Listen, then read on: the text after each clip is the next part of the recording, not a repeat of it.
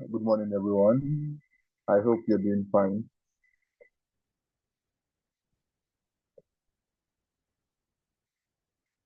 Good morning, Sadiq. Thank you. Thank you so much, Abbas, for that. Good morning, Mr. Leo, Amir, Umar, Elizabeth, Fatima, and Modiba. I hope you're doing fine. So while we await for others to join, we'll just be giving them some few minutes to join us today so we could proceed to the session fully. Thank you so much for your patience.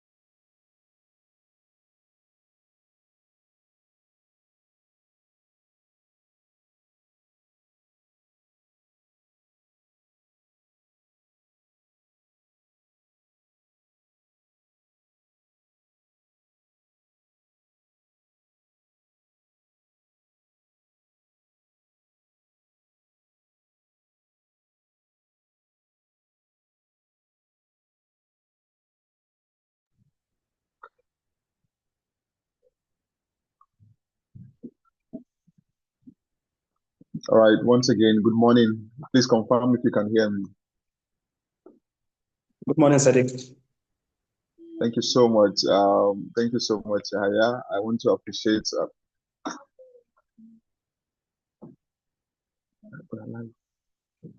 Yes. So I want to sincerely appreciate you for taking out time to join this session today. We are sincerely honored and we're grateful for your time and how you committed to lending your expertise to this course. We are sincerely grateful. On behalf of Bridge Connect Africa Initiative, we send our warm regards to you, and we're saying thank you so much. So without wasting of our time, I would go straight into this session. I know we've shared the resources with you, the brief as it regards to this session, and I strongly believe that you've had the time to go through it and also make relevant researches that will also shape our session today. So first on our agenda, we'll be taking the welcoming session, and we'll also give you the session overview. So I would still be the one to do that, and I think I've welcomed you officially. So without wasting time, I'll go on to sharing with us just a brief of what the session will look like today, um, building upon what has been shared with us already, but then just to set the pace for our conversations and to ensure that we are on the same page. So I will delve into that right away. So the session today is titled Foundation Sessions for a Strong Northwest Youth Ecosystem. The purpose of this session is to build upon the first session that we had together, which was the onboarding session, is to build upon that by being able to create a shared understanding of the youth governance and inclusion landscape across the Northwest region. Number two, it's also to position consortium members at the center of the discussions by drawing um, from their state-specific realities and practical experiences which you had over the years. And then the third is to also agree on a collective identity of the consortium and choose a preferred name.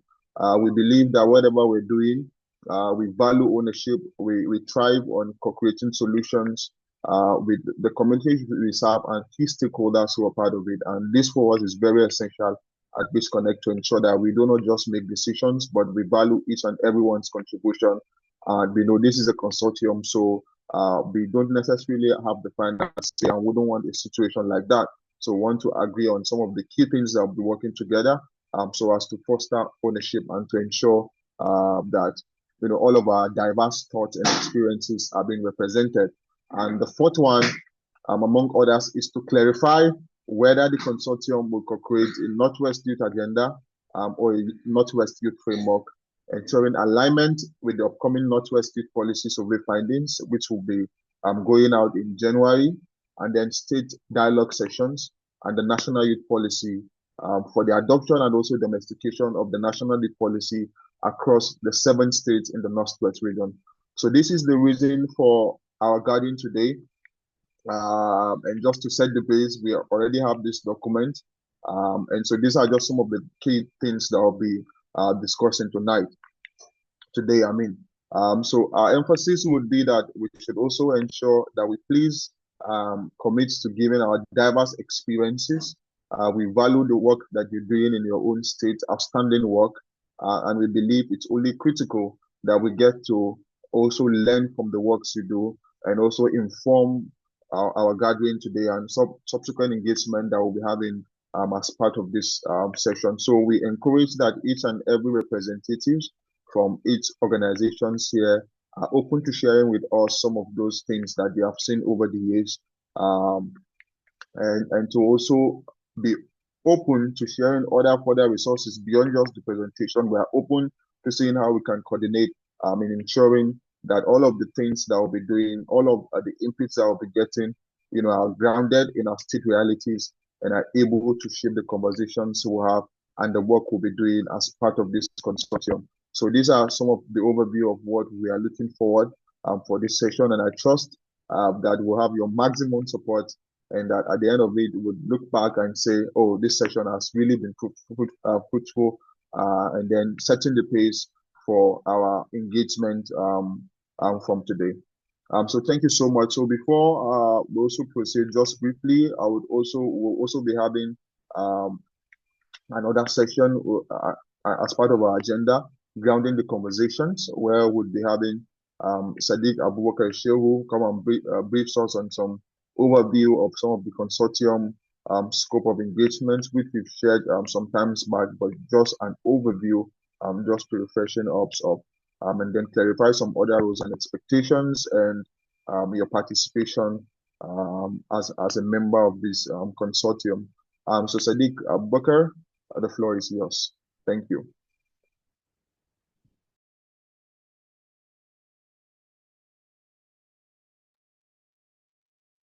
Hello, good morning, everyone. Thank you for the feedback.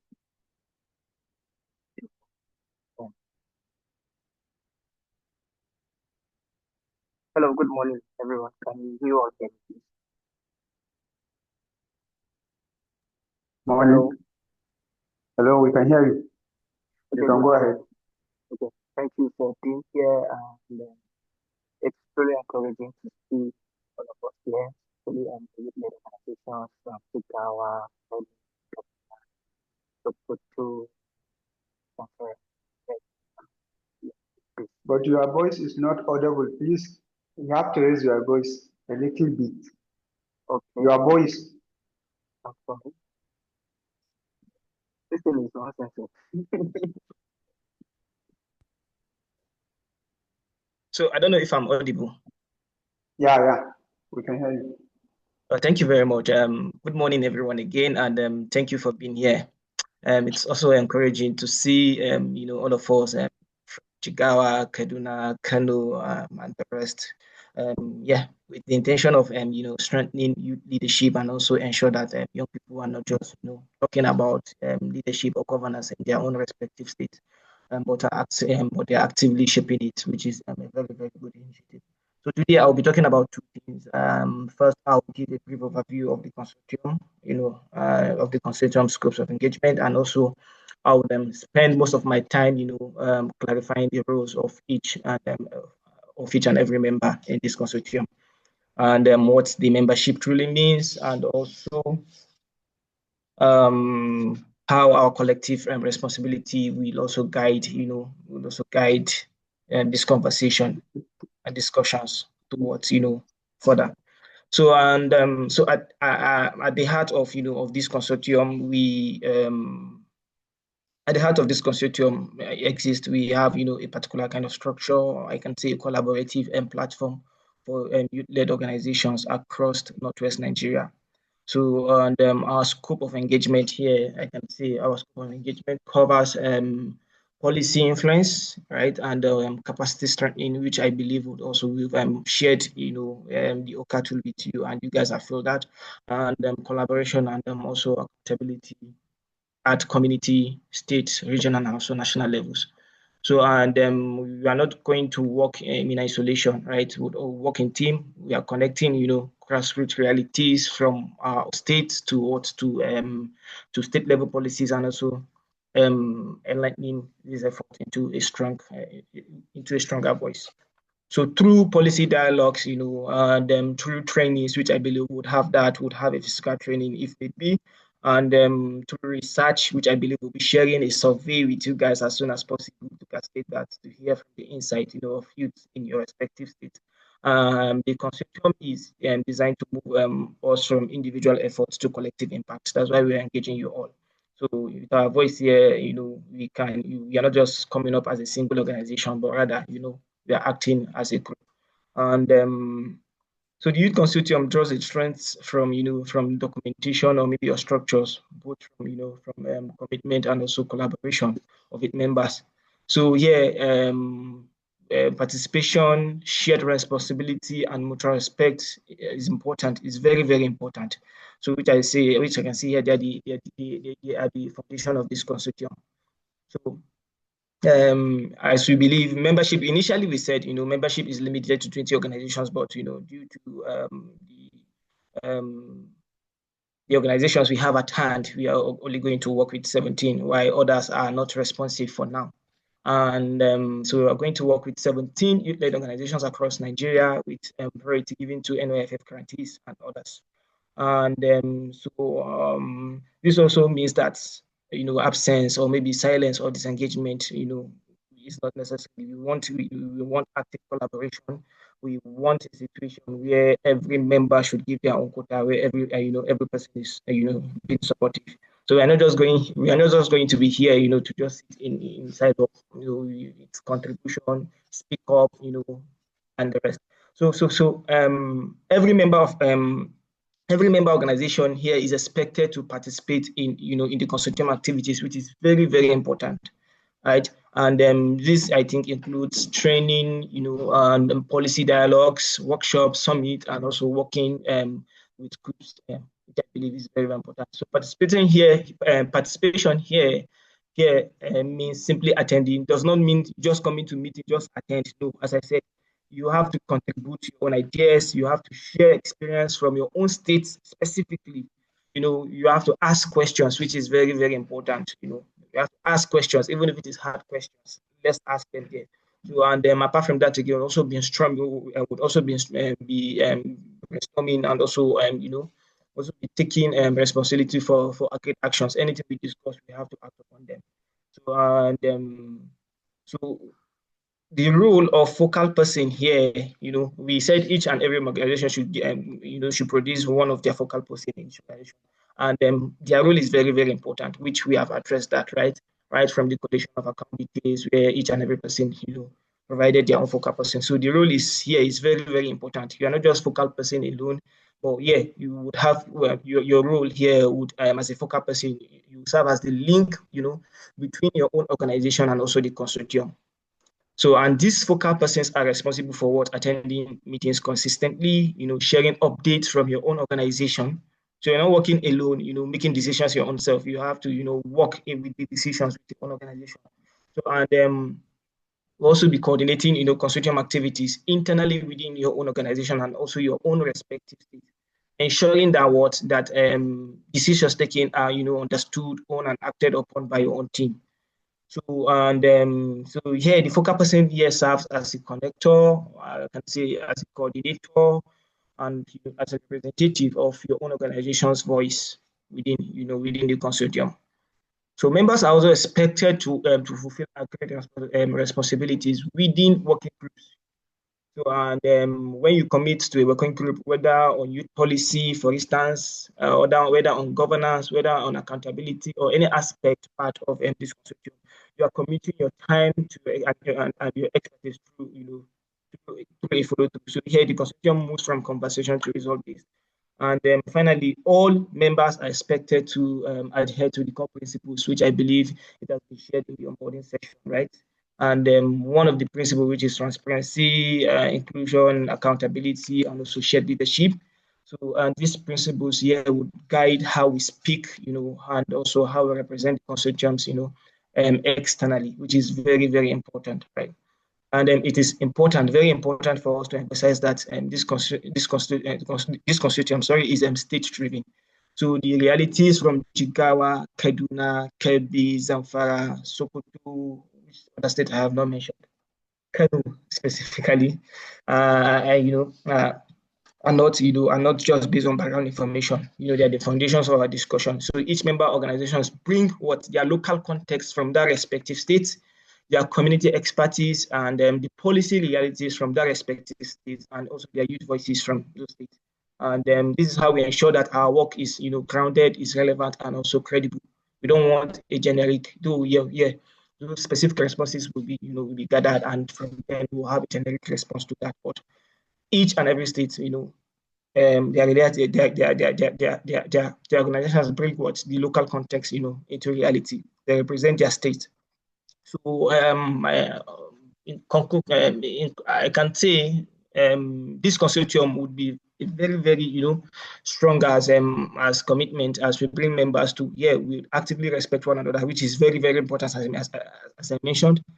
And also uphold, the principles. So it would also these principles, as I mentioned, right, would inform policy, strengthen youth leadership, and also reshape governance actively across the association. I think this is what I have for now due to time factor. Thank you for showing up and for committing to our organizations, right? So for choosing collaboration over institution.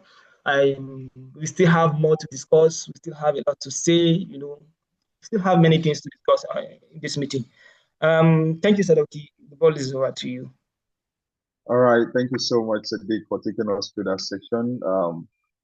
That was quite a great one. So moving forward, so we'll be going on into the main section, which is titled here State Level Perspectives, and building upon the brief we've shared with you, where we would get you all to share your state-specific insight on youth policy gaps, which you believe you've been able to make one or two research, issues relating to governance and inclusion challenges, advocacy opportunity for us, other OGP engagement, civic tech initiatives, and existing relationship you may have with ministries of youth and sport within your state, other ministries that are not particularly that of youth, and possibly the state assemblies and your state governments. So this is the part that we are delving into, and this is building upon one of the key purpose that has been outlined in this section, which is number 2, where we get to, sorry, just a moment. Yeah, so just the second purpose of the session, which is get to what you sharing your state level perspective. So I don't know how it's going to go like, but I've been thinking, okay, who should go first? But then part of my thought was if we could take it on an alphabetical order, and you would agree with me that as part of the Northwest, the first state we are having is none other but Jigawa State. So permit me to please leverage on this so that we would ensure we have order to the conversations, and then we're able to gain these perspectives accordingly and well documented. So the representatives of Jigawa, we have Turn Up Jigawa. We'll be glad if any one of you are available could please take the floor. Thank you so much.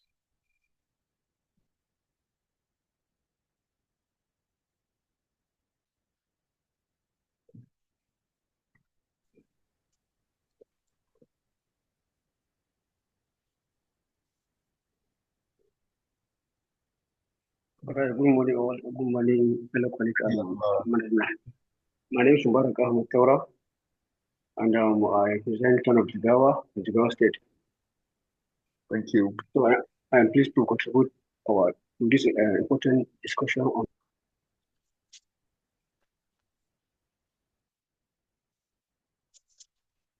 building strong and inclusive ecosystem. We have a series of issues. From Jigawa State, we have a series of issues that are going on, among which is include unemployment and unemployment issues, widespread of drug abuse and substance abuse in the state. Youth were being excluded on digital spaces, low participation on political and overall civic engagement. And the most pressing one is the lack of mentorship structures in the state. Those are the main key issues that affect the youth in Jigawa State.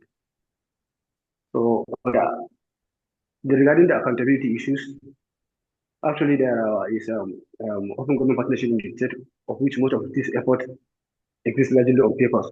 Actually, it's not going how it's supposed to be working.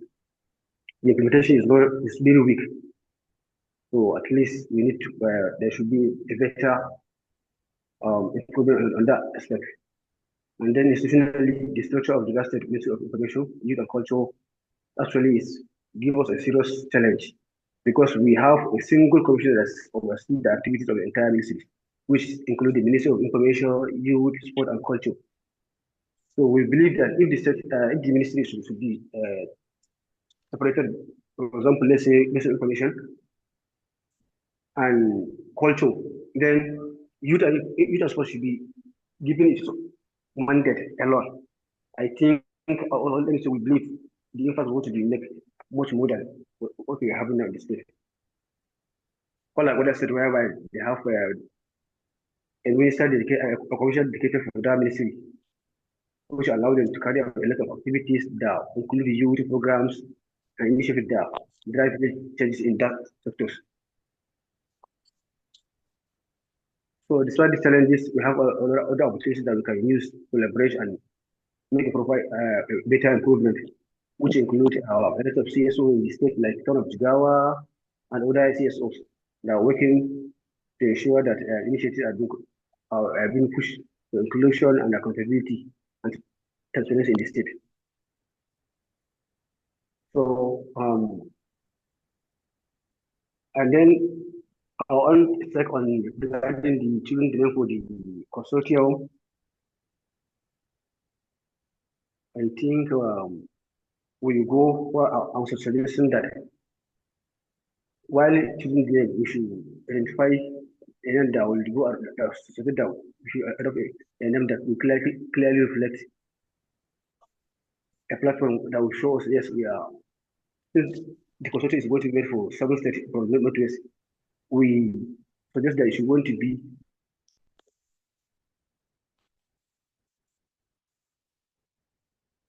a cover the regional identity unity be across other states.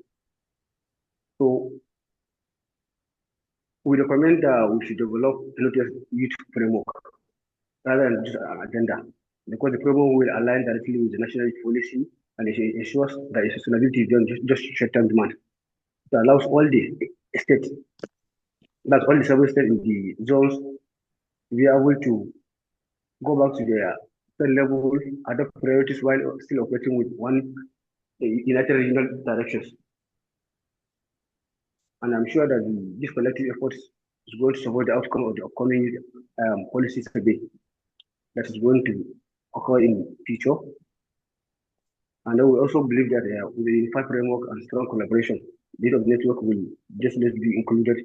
We'll be able to what be on the tables, be able to voice our issues that affect people like us, the men, okay, let me say the youth, people with disability, women, and other pressing issues on the table. So we seek that this kind of opportunity will give us an opportunity to lead the direction of governance and development in our regions. So thank you. All right, thank you.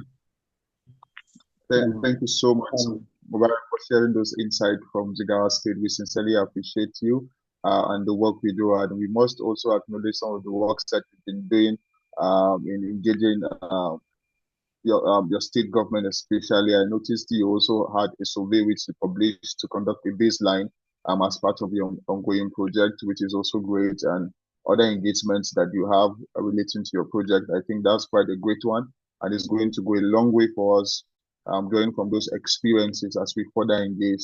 We've seen how you've also engaged the Open Government Partnership Co-Chair in your state and other key stakeholders, from the State Auditor General, House on local government, and other works that you've done. This is quite outstanding, and we really appreciate you from that. So if we still have time, I think we might also get to hear some perspective from Ahmad. I know he has been doing a great work here, but we also want to get your perspective. But let's just move on to getting other responses first, so that we can. But I don't know if you can come in briefly, 1-2 minutes. I would like to hear from you. Some of your takes. Though I know your hookup person has talked a lot, but we're also want to get your perspectives on that. Ahmed, if you're there, the floor is yours. Thank you. Hi, good morning, everybody. It feels good to be here. I don't really have much to say because our focal person has already spoken, so I'll just drop the mic and allow other people to say one or two things. Thank you so much. All right, that's well noted. Thank you so much. So other representatives from Jigawa. Sorry, I'm trying to navigate through that list. Yes, I'm just want to. Yes. I just want to add one or two things. But before I continue, my name is Abdul Basir. I have just one question regarding the consortium members. So, like, I learned that there are two categories of the people. There's individuals and there is organizational. So my question here is, what's the role of the individual grantees will play?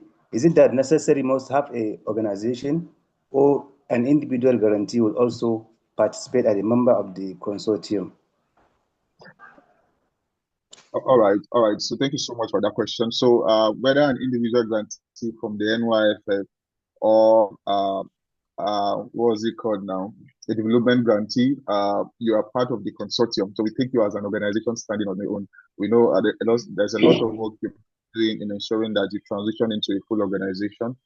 But we are working with you fully as members of the youth consortium. So other members who might not be related to the NYFF project currently or have engaged with them in the past. So I hope that's clear. Yeah, thank you. So my little contribution here is I just want to highlight some key challenges. Okay, before the challenges, I just want to suggest the name of the consortium.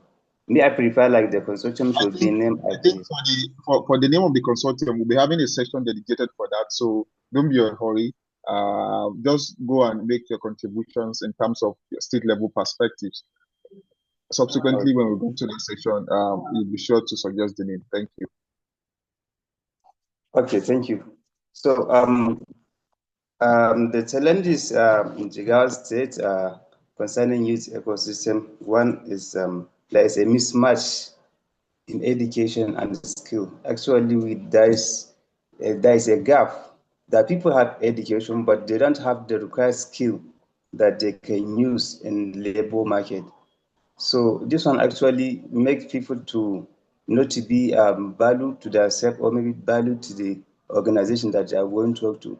So therefore, we need to find a way that to bridge this gap between the education and the skills that they require to be impactful in their working organization. So the second one is there is a poor access to start-up funding and the entrepreneurship. So there are a lot of people that they want to do like a business, but they have limited access to funding and the entrepreneurial skills they need to have to scale their businesses. So also this one is contributing factor to the youth in the Jigawa states. Then lastly, there is limited access to digital literacy. What I mean digital literacy now, the world now is IT based now. Everywhere you say is IT. In any business, you need an IT literacy for you to scale your business, or even the working formal sector. So you need to have this literacy on digital skill. So there is a lack from our youth in Jigawa State of this IT skills. So what I think there is a need for us to develop something like this, maybe through maybe public.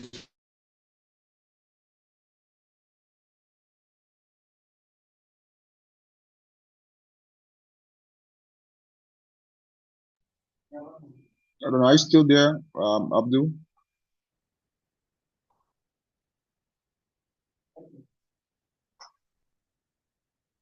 All right. I think the network has taken him off. So why we possibly wait to get, yeah, possibly. So I think we've gotten his, yes, I think, all right, we've gotten his third point, which he mentioned, limited access to digital literacy, and that has been well noted. So proceeding to the next stage, we'll be moving to Kaduna, and I will be inviting some of the consortium members we have from Kaduna. So I don't know who will be going first. I know Abdi for Africa. Um, if you're there, I think we can begin with you.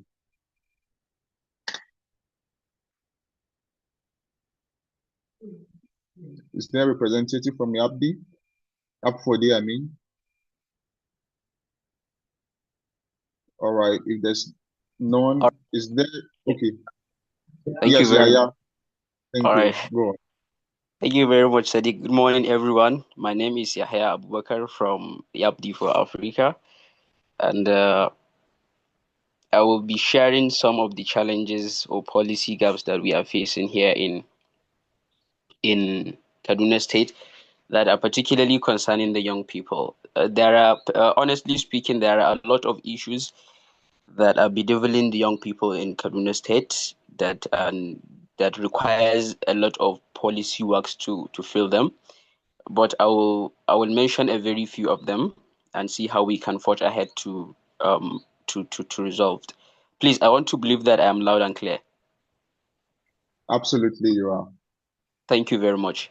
One thing that I need to discuss is the issue of the limited youth participation in governance. I think it's a general issue all over the places, but we cannot deny the fact that um, some states or some part of the country are more considerate than the other.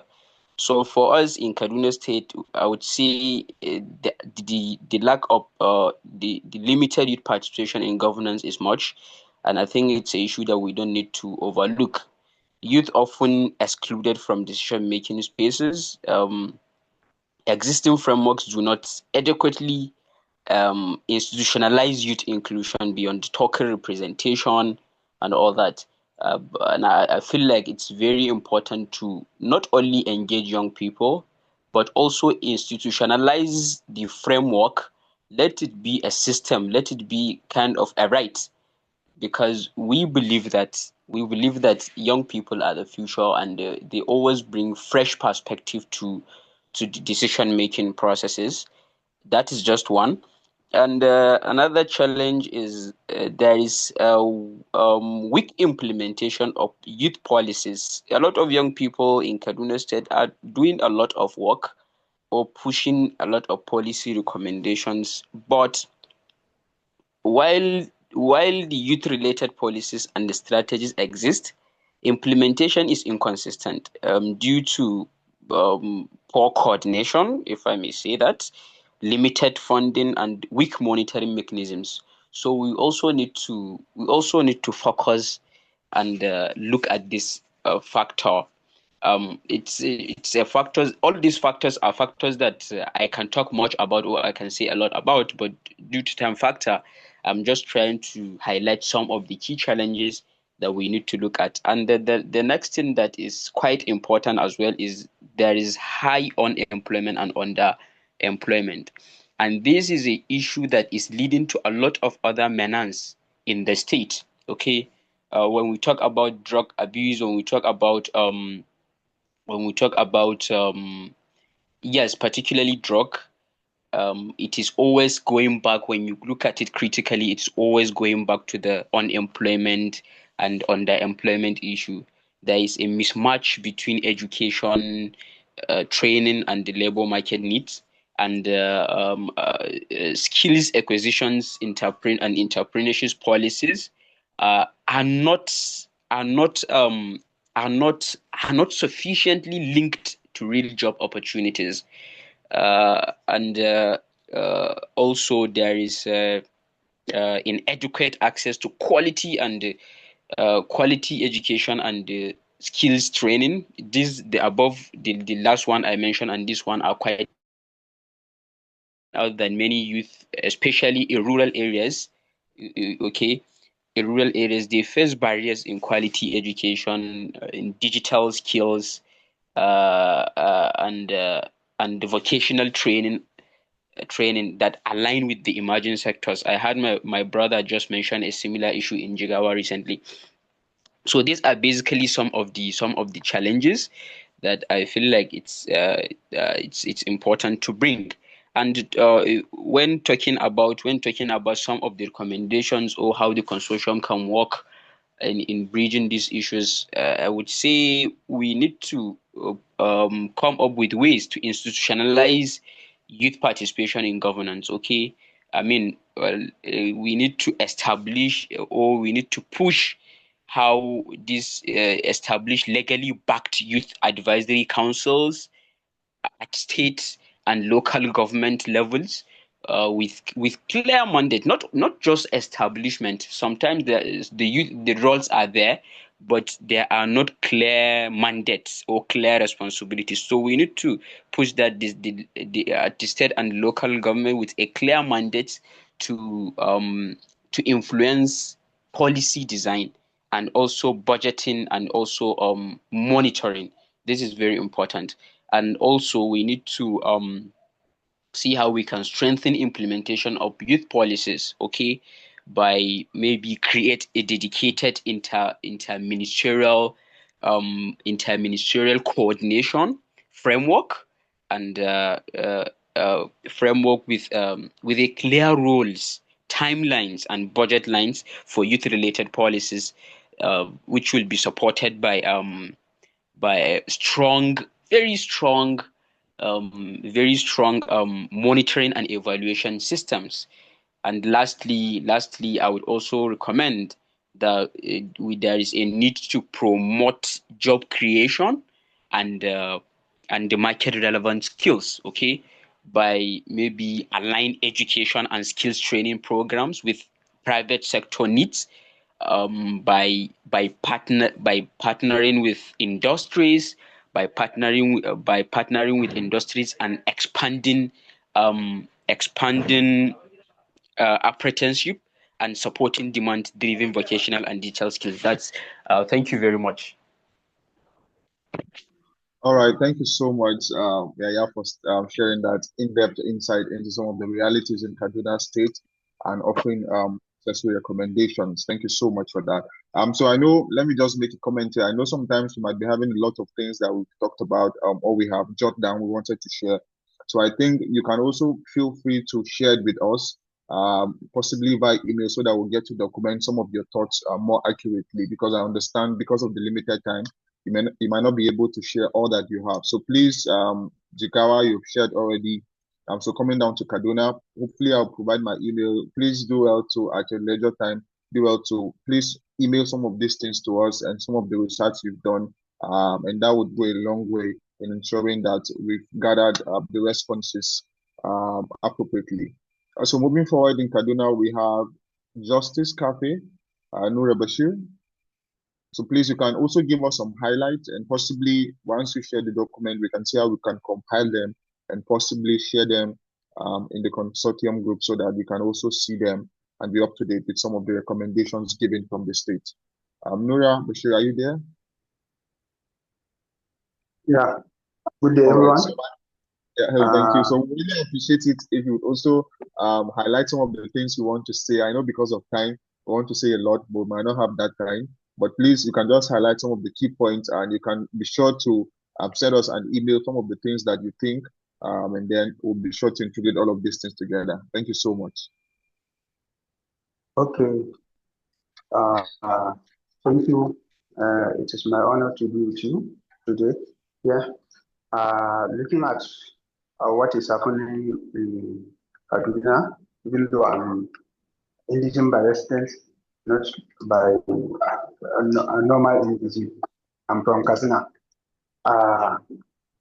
We run Justice Cafe, a civic duty and governance organization whereby it will give youth a room where they can contribute in governance, things that related to governance and civic duty.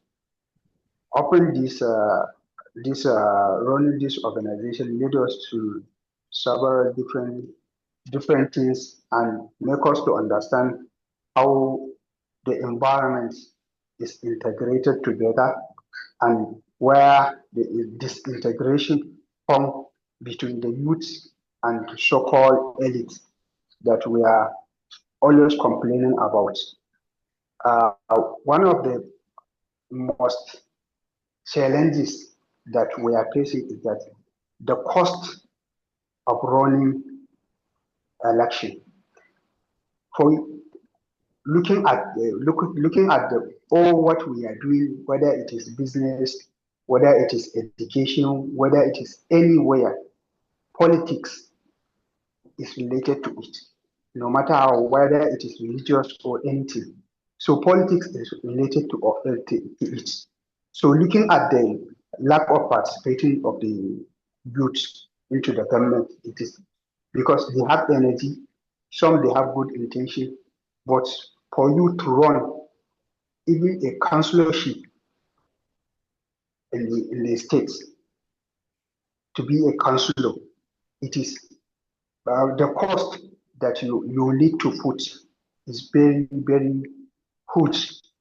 It's better for you to sit and use the money for something, because the probability for you to win the election is lower than what you are expecting, and the influence most of the what is causing this thing is like we don't have strategic power mapping. Always we will say, now, this is the problem. Most of this is not northern only, this is almost entire Nigeria.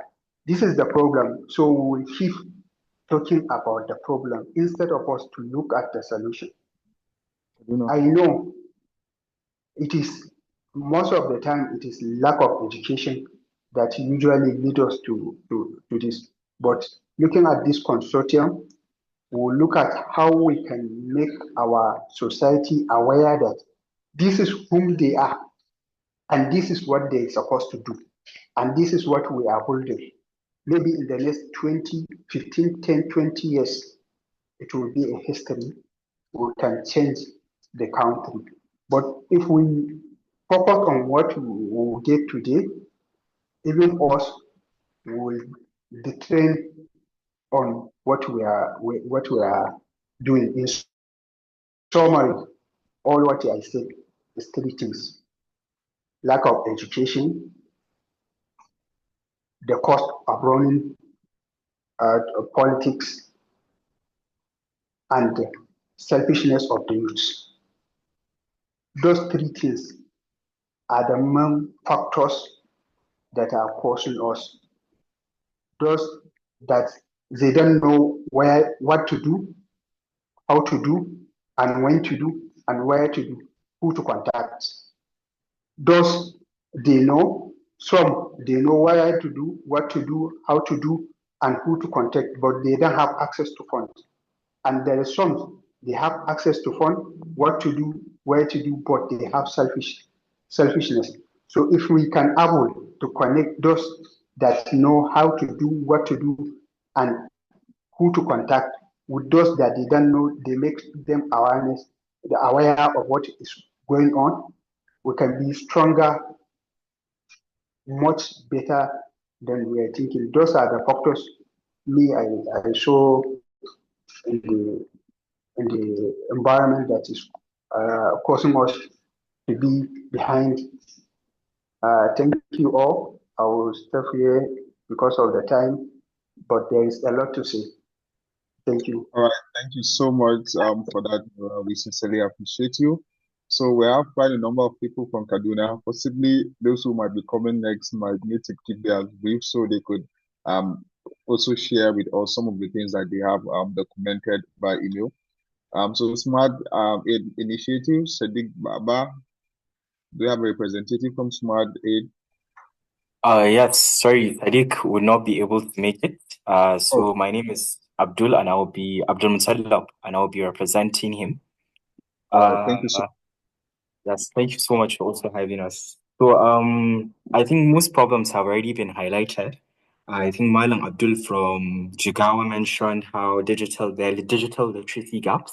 That's a problem we also face here in Kaduna State. Malam Abubakar also mentioned limited youth participation of youth in politics. And Malam Nur, who just spoke, mentioned of lack of education. At Smart Aid, we genuinely believe that the critical gap is in the lack of education. We genuinely feel like that is where the problem is. And I won't go ahead, and I think these are the three highlights or rather, these are the three highlighted problems that Smart Aid genuinely feel need immediate solving. And I think something Noura mentioned just now about how we always talk about problems, but not really solutions.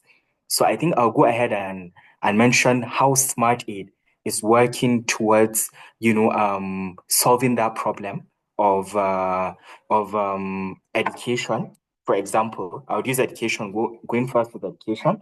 So I think 2 months back, I was actually the program lead for a program we had here in Kaduna State, the Equal Test program. And in that program, we trained 100 teachers across Kaduna State in digital literacy skills. And it was a 3-day program, but the results were impressive because we feel that if the person passing down education, the person cascading education is not qualified, then clearly the person who's receiving that education is bound to not receive the best of it, if you catch my drift. And it's a problem that we felt needed immediate solving. And we also decided not to stop at the teachers, but also go down to the students. And we decided to focus on marginalized communities, and by marginalized we refer to disabled and also the women in society. I think that's something not many people have really mentioned. I feel like a lot of young girls are taken out of the discourse.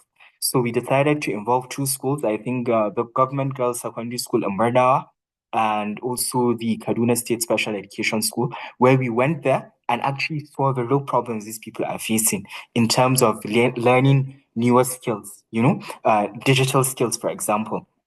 And, it was very insightful, and I think for this consortium, where I'm coming from now is I genuinely feel like with the little we were able to achieve just within the 2-3 weeks of which we organized our program, imagine what we'd be able to do collectively as a whole, as an entire consortium working together across the Northwest, if that makes sense. So I won't take much of your time, but I feel like it's something we should genuinely consider.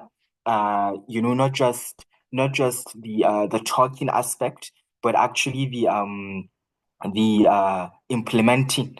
And it's why I believe that we should consider a framework instead of an agenda, because that framework would outlive several administrations, and that whatever agenda is coming from that would revolve around that framework. If you get what I'm saying. So I think that's the short thing I have to say, so that I don't take up much of the time. Thank you very much. All right, thank you so much, Abdul Abdul Mutalla, Yes, and yes. for sharing some of the works that you've done. We appreciate you and keep it up. So we've documented some of the things that you've mentioned, and we'll proceed to the next organization. Sorry, hello, Mr. Sadiq. Yes, I can hear you. Hello? Yeah, I can hear you. Please, this is, yes, so I'm sorry, please, I think I'm struggling to hear you. It's not good. We're not hearing.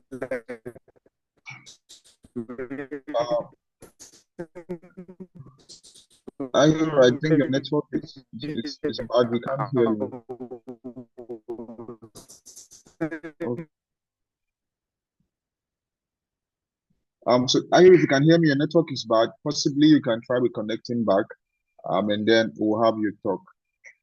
I hope that works. So we're having Yandi Tech community. Are you there? Do we have a representative? I am. I am, Sadiq. Good morning. Good morning, so everyone. much. Good morning. Good morning. I believe I'm audible enough. Yes, you are. You are. Okay. I think most has been shared by my other colleague from Kaduna for AFD. So basically, I think the numerous issues we also have, he has basically identified them. So at this point, I think I literally don't have much contribution. It's going to be a repetition. So I think I have to just drop my mic, and well done to my colleague from Kaduna. Thank you so much, Sadiq. All right, thank you so much for keeping that short. We sincerely appreciate you. So we'll be moving to Kano State, and first on the list would be having Startup Africa, Startup Kano. Either Isai, if you're there, you can take the floor. Thank you. Okay. Thank you so much. I actually had a presentation. So am I free to share my slides? Yes, you can, but you may have to be as brief so that we'll meet up. But we'll also get the slides and get all of the insight that you've been able to put in together. Okay, sure. Yes, It's as brief as can be, actually. All right, thank you.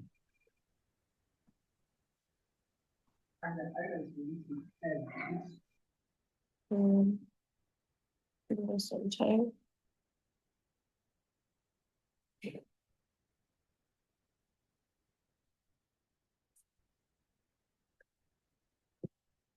So I'm going to start because everyone has their own perspective. So I'm just going to give a rough run through on who we are. So for Startup Kano, we are an innovation development center, and we're dedicated to accelerating application of social capital and technology for economic prosperity. So we are an open lab, we do incubation, and we try to promote and advocate entrepreneurship, agribusiness, as well as self-employment. So yes, that's who we are. So basically we have 6 strategic focus areas that we use in terms of making impact, which is the infrastructure, the access to technology, education, entrepreneurship, gender, and then co-creation. So some of the key challenges so far from our own perspective and based on our expertise and people we have worked with, there is that limited capacity for early stage startups because we do a lot of incubation and acceleration of startups. We find out that they often struggle to secure modest early stage funding. And most of our local investors are quite hesitant when it comes to giving funds because they don't really have much understanding of what the startup is. And then there is the issue of investor misalignment.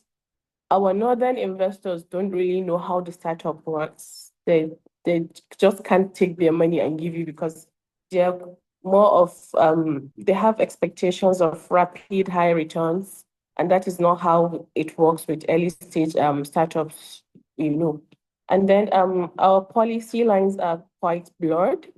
There is lack of clear policy distinction between startups and SMEs. So you see that most of the time, the businesses are quite unsuitable. They have unsuitable frameworks because there is that lack of a structured framework that will differentiate both of them and then have a needs assessment for both of them.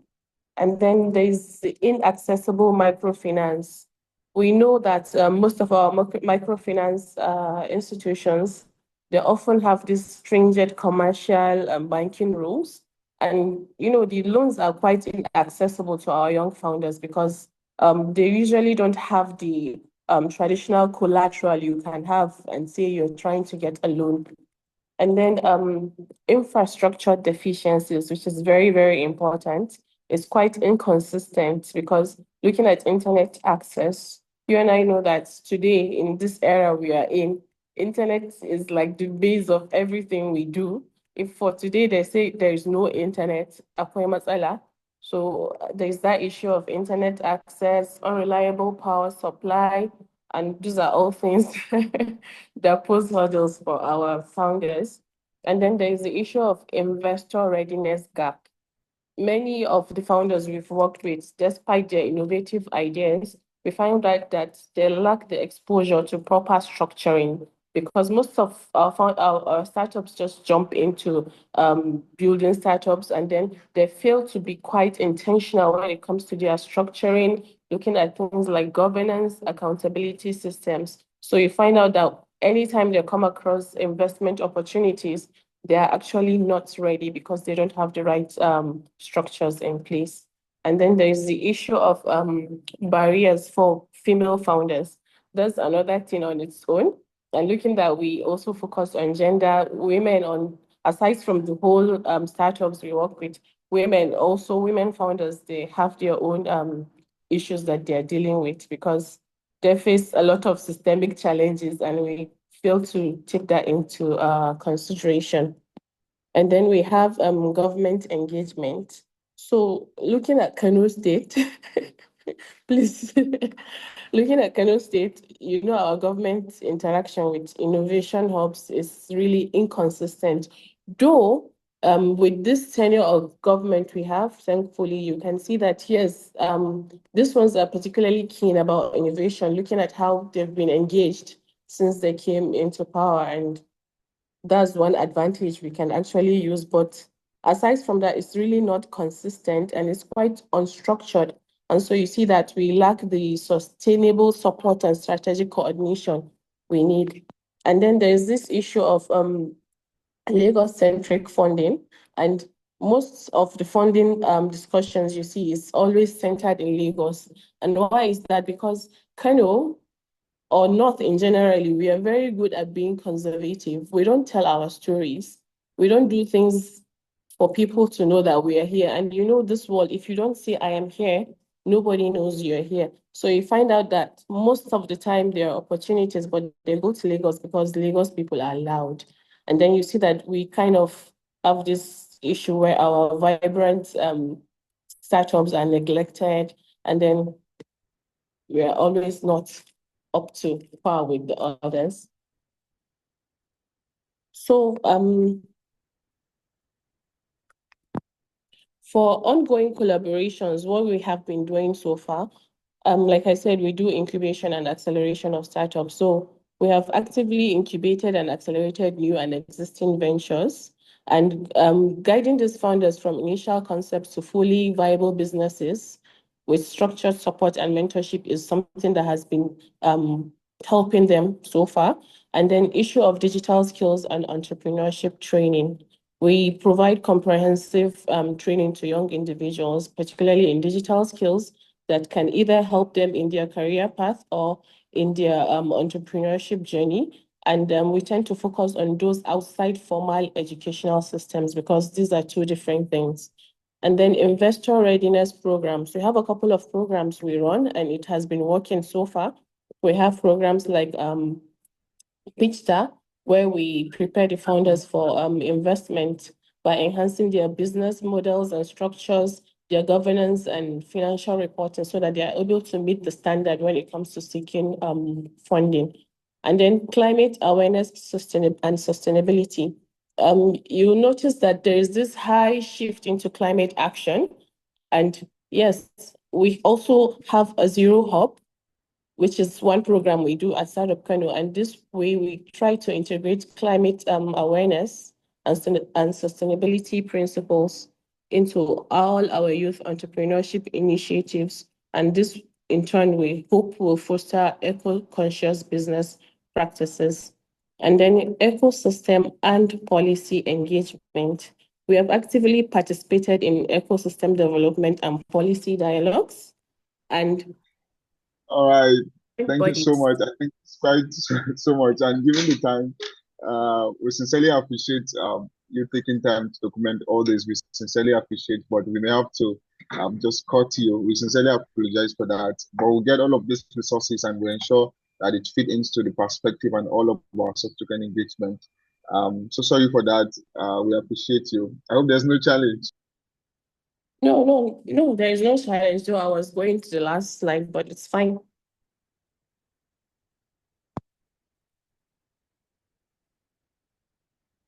So I'll stop sharing now.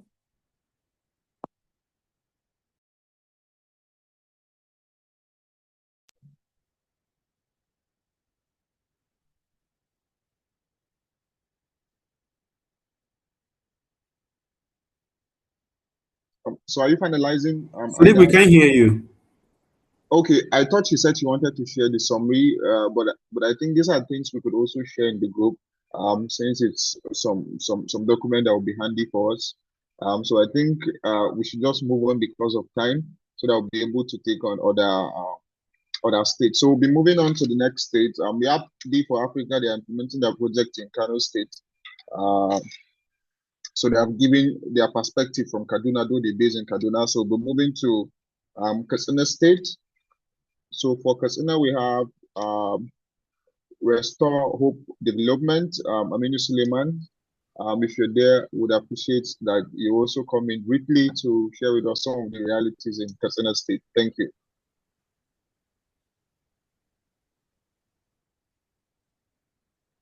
Okay, it's like Aminu is having network challenge. No, good afternoon. Good afternoon. Good afternoon. I can hear you. Good afternoon. Yes. Yeah.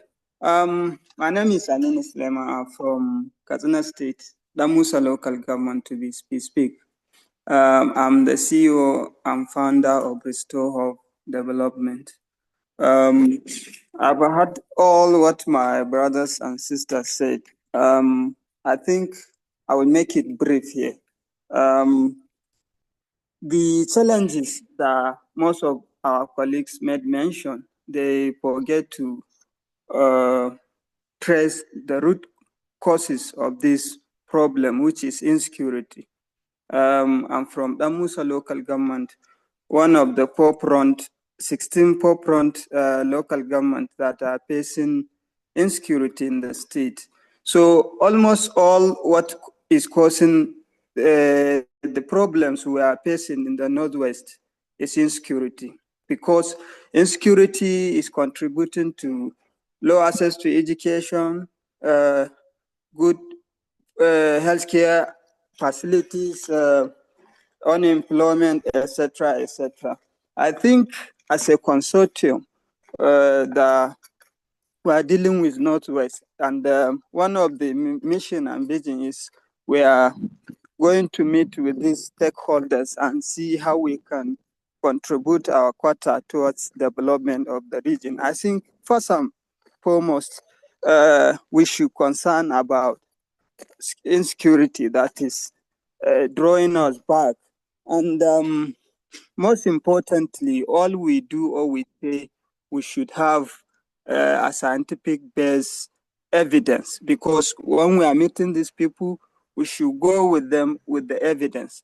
This evidence will prove to them that, yeah, this is how we got the data, and this is what we want you people to do, because from the data, we are going to make some decisions. So by and large, we should come together to do what is needful, because unless we contribute our quota towards securing the region, then we can achieve all.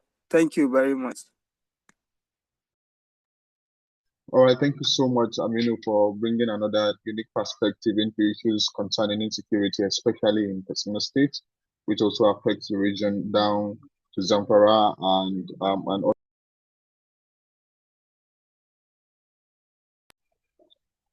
so sorry for that break. So we'll be moving on to the next organization in Katsina, which is Quality Life for Persons with Disabilities. Ahir Gambo, if you are here, you can go on.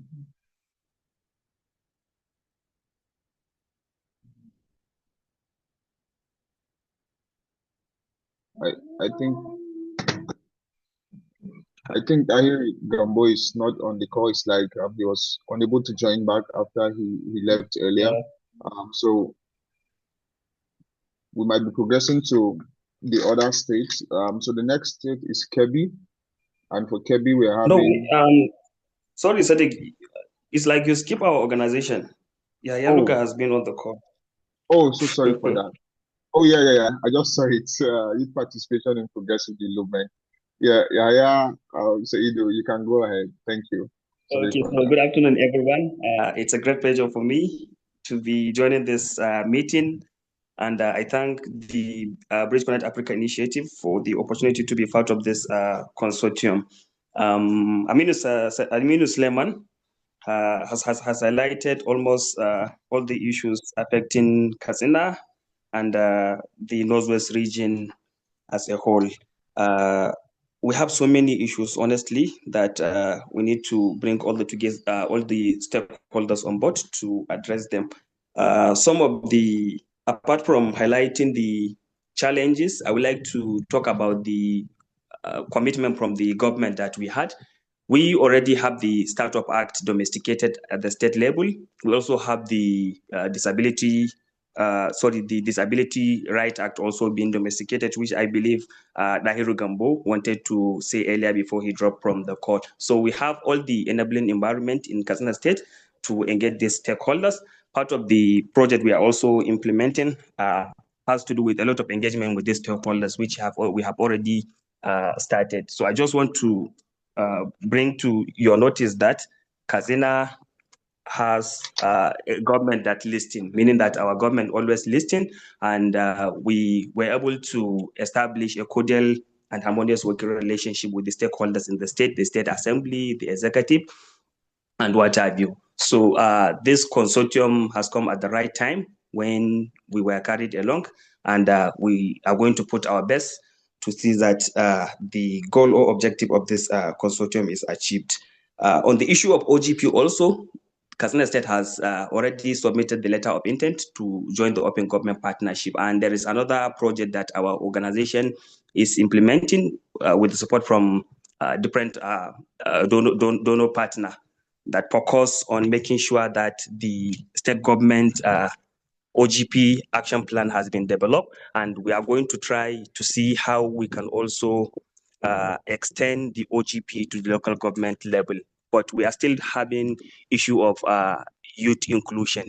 Young people in Katsina are not included when it comes to policy and decision-making process in the state. Most of the committees being constituted by the state government, young people are not fully represented. So I think when part of this youth consortium, part of the state working committee in this of this youth consortium, we're going to make sure that we bridge this gap of youth inclusion in the state.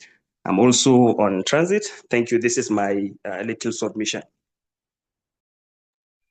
All right, thank you so much, Yahaya, for bringing other fresh perspectives as regards to some of the efforts by the government through the work you do and other stakeholders on the domestication of two policies at the state level. This is quite great one, and we hope that as part of our engagement, we will have more achievements altogether. So moving on to the next state, Kebbi State. So we have, there's a moment, let me get to. Yeah, so next is Sulistone Advocacy for Health and Education. Amir Umar Farouk. Do we have a representative? Yes, I'm around. You're welcome. Okay. Good afternoon, all. My name is Amir Umar Farouk. I'm the representative of Sulistone Advocacy for Health and Education Initiative, popularly known as SAHEDU Africa. And part of all the problems you guys have mentioned from all other Northwest states are actually similar to that of Kebbi State as well. But mostly what we have as the major challenges are the lack of education access. We also have the issue around digital literacy, insecurity, and the rest. So just like my colleague from Katsina have mentioned, though insecurity in Kebbi State is just came into Kebbi State 2 years back, but it is one of the major challenges we are facing now as far as youth engagement and youth access is concerned.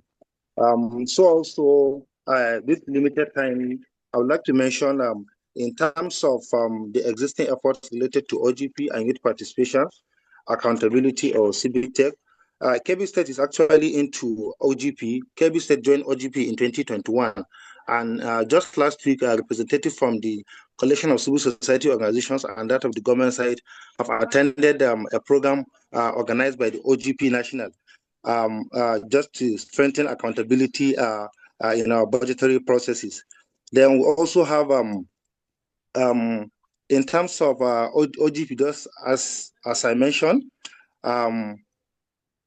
is one of the efforts we are making to ensure fiscal transparency and open budgeting. We also, through the OGP, we are making sure that citizens' participation in governance is actually very accessible and also very simple. We have that is why on the issue of accountability, our organization, the Sulistone Advocacy for Health and Education Initiative, we actually have a program in which we are part of the grantees of the Youth Africa. We are launching a program called Project Matasa for Good Governance and Accountable Leadership in Kebbi State. And the goal of the project is to strengthen youth-led governance, advocacy, and promote transparency, inclusion, and accountability in Kebbi State. And the objective of the project is to advocate for the alignment of Kebbi State budget priorities with the national youth policies thematic areas. Also, as part of the objective is to facilitate the adoption of OGP principles in 3 local government. Kebbi State is actually having 21 local government, but we are trying to kind of take 3 local governments out of those 21 local government to empower the youth in those local governments through capacity building to champion governance and policy domestication. Just to take you back on the issue of challenges, actually, the youth of Kebbi State are left behind. Now, talking about the inclusion of youth in governance, the current administration in Kebbi State is actually having over 10,000 youths who are appointed as special advisors to the Kebbi State governor. But instead of them to actually advise the government on the right thing to do, you realize that a lot of them are engaged into posting the activities of the state government. Actually, they're into all this, something we call e-begging today in Kebbi State. A lot of them, the only thing they do is to post their godfathers, not to hold the leaders accountable. And which we are trying to, that is why we are bringing this project Matasa from our organization, just to help these youths understand what they need to do to ensure accountability in governance. That is the little I have. Thank you so much for the opportunity. All right. Thank you so much, Amiru, for that. We appreciate the work you do and for even the insight into the new trending in Kebbi State. That's the e-begging. That's quite intriguing. So by the way, thank you for that. So we'll be moving forward because we're running out of time. We'll not be able to give comment appropriately. So we'll be calling on WORI, that's Women Rights Initiative from Kebbi State. So you're welcome. The floor is yours. Good afternoon, all, and thank you for the time. Like my brother said, Amiru, we actually have a lot of youths that are in government, but actually what they do is e-begging, as he said. Like he said, he has already said most of what I'm supposed to say. So saying them is a kind of like reputation, and I'm not good in that. I think what we have is I think we can build a shared youth development version for the Northwest youths. And my brother from Kaduna said the same thing, that we can go ahead to create a framework where we are coming together to sort out things that we are going to do that will fit our youths around the Northwest area. Building a shared understanding for the youths landscape in my state and other states of the Northwest. We have to capture some level priorities and perspective that we are going to use to solve some issues that our youths are facing right now. We need a guidelines to develop the state priorities that will affect our youth and actually bring them out from where they are. We have a lot of youth that are graduates, but they lack unemployment. And it's one of the major things that is making them be left behind. Those that have the opportunity, they are not really up and doing because they lack the education. And when you lack the education, you will lost it because you don't know where to go and you don't know how to get it right. So we actually have to walk down there, try to see how we can create that little understanding, awareness for them to know, even if they have the knowledge, how to use it is very important. When we talk about politics, we have a lot of youths in politics, but actually they are there, they are not doing the right thing. So our youth need to know whenever they have a little opportunity, they should use it well. Because opportunity comes not but once. When you have that, what are you doing? What are you going to do about the youths behind you? What changes are you bringing to the table? Our youth must be part of decision-making table to change a lot of policies. Without you, you cannot be part.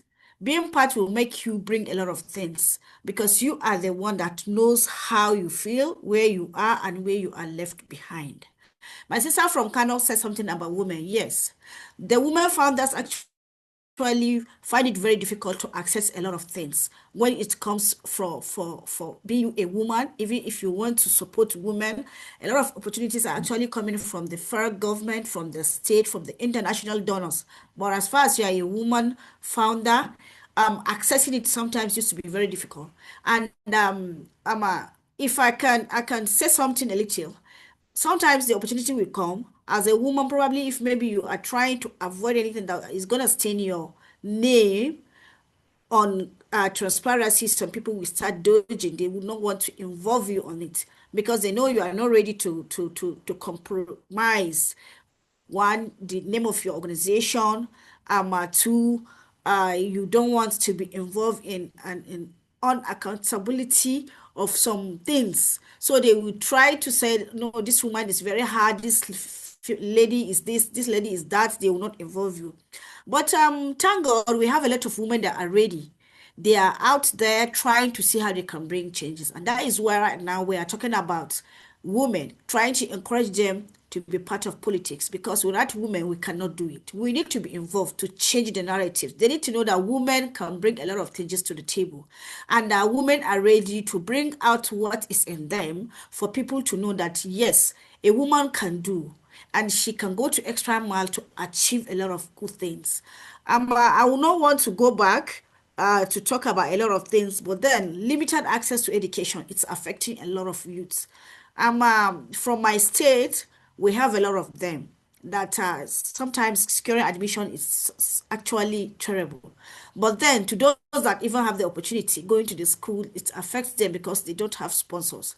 Like my brother said, you see government being involved trying to support you, but I tell you, it's a lie. All the politicians over there trying to hijack everything. If the government will assign someone to go take care of the youth, before you know, he will siphon the rest of a kind of like 1% of the money, which the government is not even willing already to check, because they lack method of checkmating what they give out and how are they using it. So this is the problem we are facing. To health matters, when we go to the health, well-being of people, women, children, persons with disability, and youth across, I tell you, my brother, is terrible.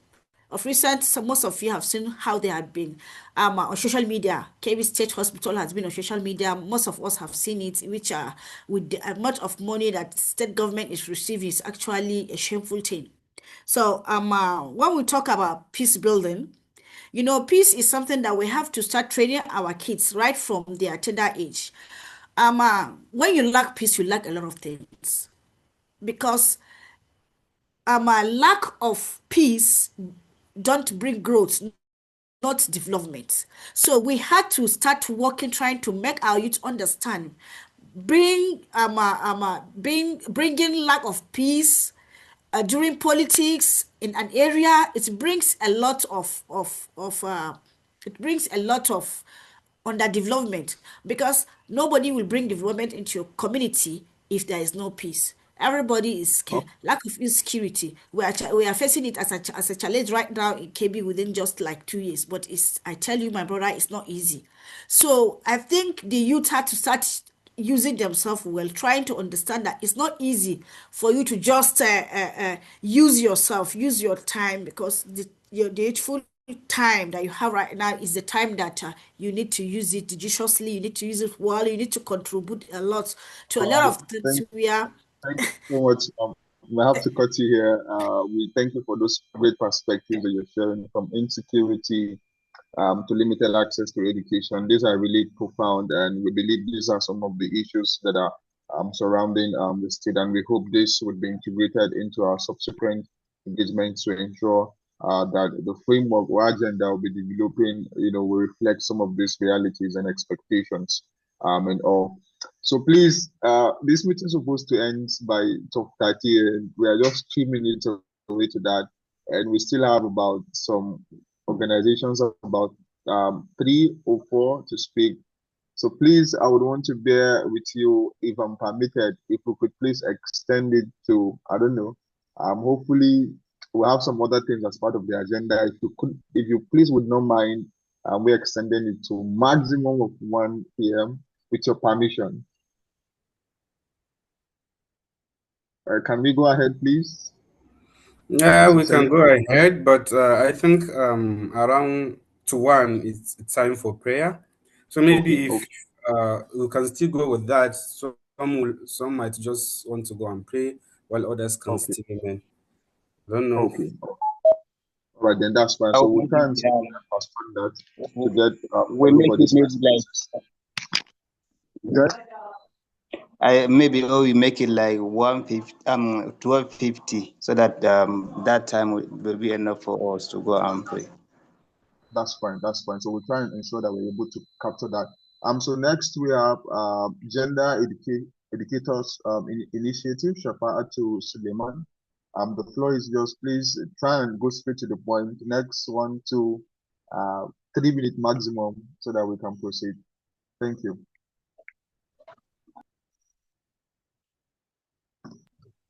Assalamu alaikum. Al'umma wannan gida barka da warhaka. Fatan duk kuna lafiya. Ubangiji Allah ya mana jagoranci. Saminu, please, where are you joining from? Which organization?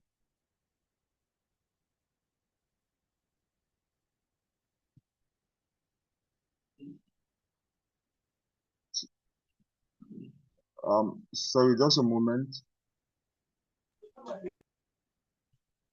Saminu, please, which organization are you joining from? Please confirm.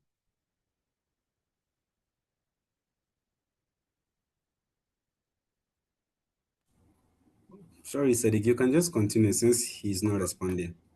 All right, Just mute all right, him. all right. All right, so Shafa'atu, are you there? If you're there, please, the floor is yours.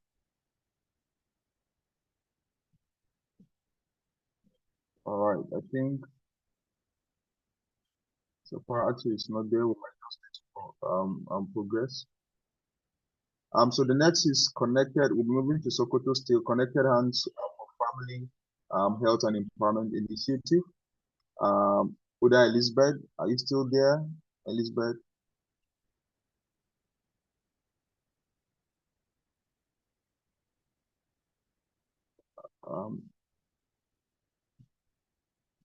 I think Elizabeth is still not on this call. She joined earlier, but possibly she might have left or due to some network challenges.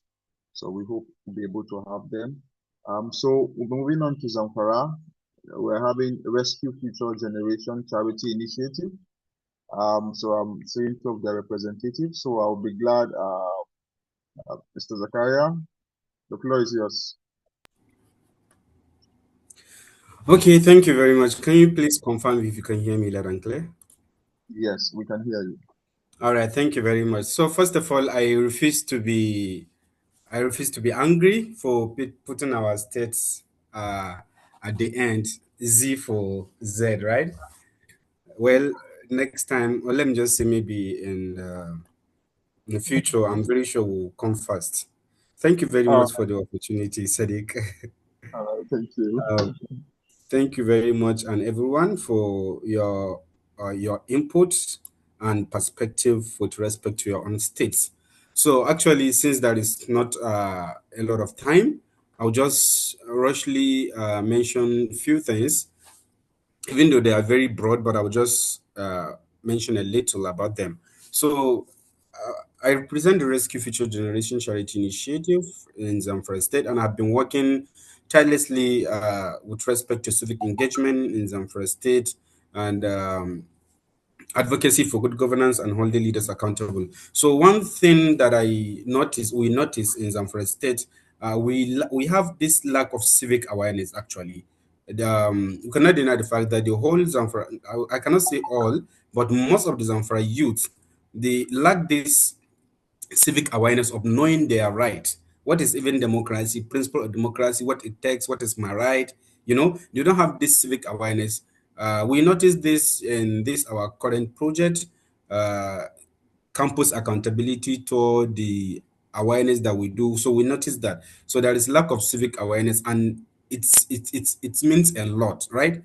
Voter apathy, knowing their right to go and vote, registered vote, and the rest of that. Then second thing is volunteering activities, right?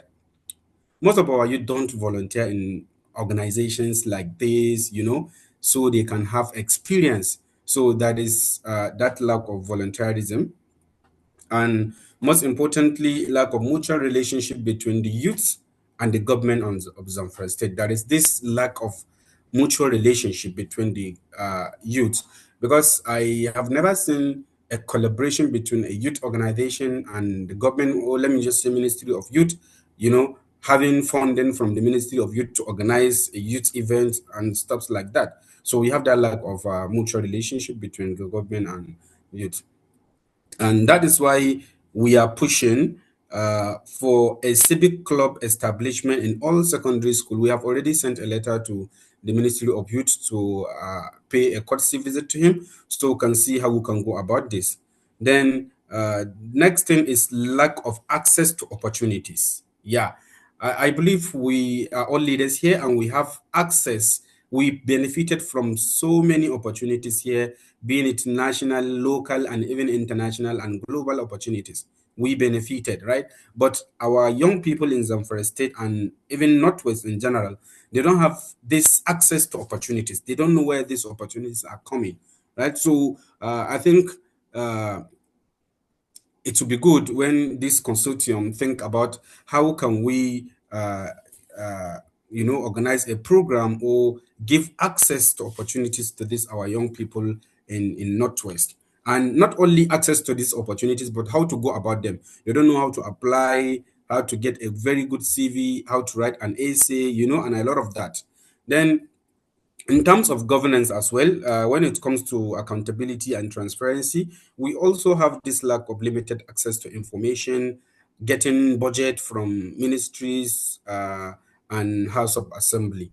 And there is this, our leaders, I think only once or twice I've seen a lawmaker organize a town hall meeting. So our leaders don't organize town hall meeting. That's why I said it's very important we have civic awareness so that people should know that, yeah, our lawmakers supposed to organize such town hall meeting for us. Then I heard most of the participants saying about lacking of youth participation in politics. This is very vital, actually, even though some of the youth are engaging in politics, but how do they engage? So I believe it is high time that this consortium think about how can we have a capacity building training for young aspirants that are going to aspire for a political position starting from 2027. So not only giving them this capacity building training, but giving them the campaign strategies, the resources, the mentorship, and even following up.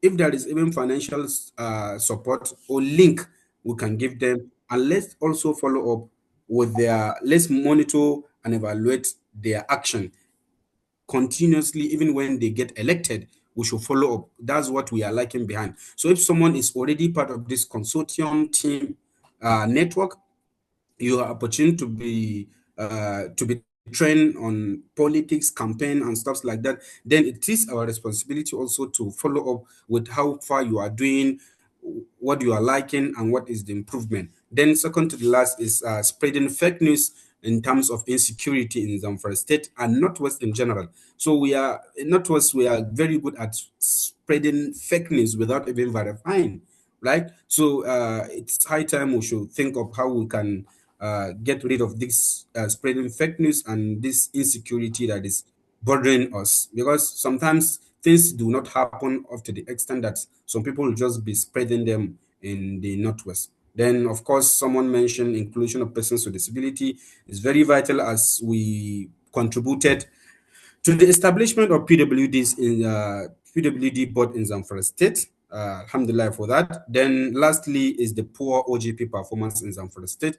I believe you all heard when the OGP expert mentioned that in the Northwest Regional workshop that has been done in Kano State. So I think this is our take, and thank you. Over. All right, thank you so much, Zakaria, for giving us that in-depth, more insight into realities in Zamfara State. This has been taken well note of, and we'll be sure to incorporate them into our subsequent engagement. So I'll be there. I'll be going back a bit to Sokoto State. We have Modibo Suleiman Lucy, who is representing Connected Hands for Family Health and Empowerment Initiative. So we'll be glad to take you now. The floor is yours.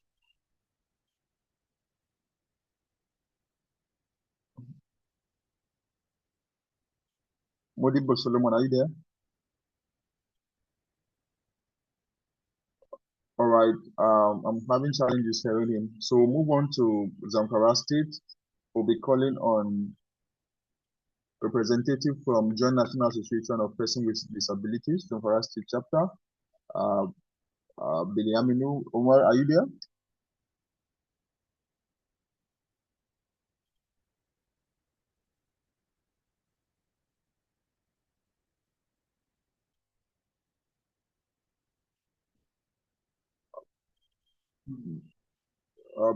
Biliaminu, are you there? Please confirm. All right. So I think we're having challenges getting them. So we'll not waste time. We'll move on to the next item on our agenda. So based on all of these things that we've been able to share in terms of our state level perspectives, which like I humbly requested earlier, would appreciate that you share it with us. Though some of the things that I've noticed that some of the things I've not seen us presenting data-backed evidences, but I hope maybe they are part of some of the things that we've documented, but we can also be well to integrate some of those things so that whatever we're saying is not just based on assumptions, which may be true, but then without necessary data to back them up, we cannot be able to ascertain how true they are. So next will be defining our collective identity, where it will be a section where we'll agree on the name that we would be choosing to call this consortium. And we want it to be a name that would reflect the regional focus and the purpose of this consortium, the mission, and also the long-term objectives that we hope to achieve. And Abbas Adamu will be the one to coordinate that session. So please, we can just take some recommendations and then we'll also get to finalize on what we'll be agreeing on. Abbas, the floor is yours. All right, thank you very much, Sadiq. Good afternoon once again. My name is Abbas Adamu, and I am the programs manager here at Connect Africa Initiative. But on this particular NYFF project, I am the youth engagement and leadership development lead.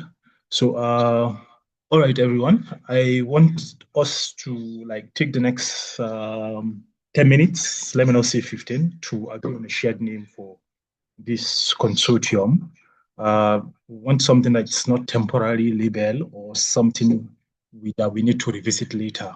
I don't know if it is something that we can collectively agree on, but the goal is to leave this particular meeting today with a name that reflects who we are as a collective, as a consortium across the Northwest region.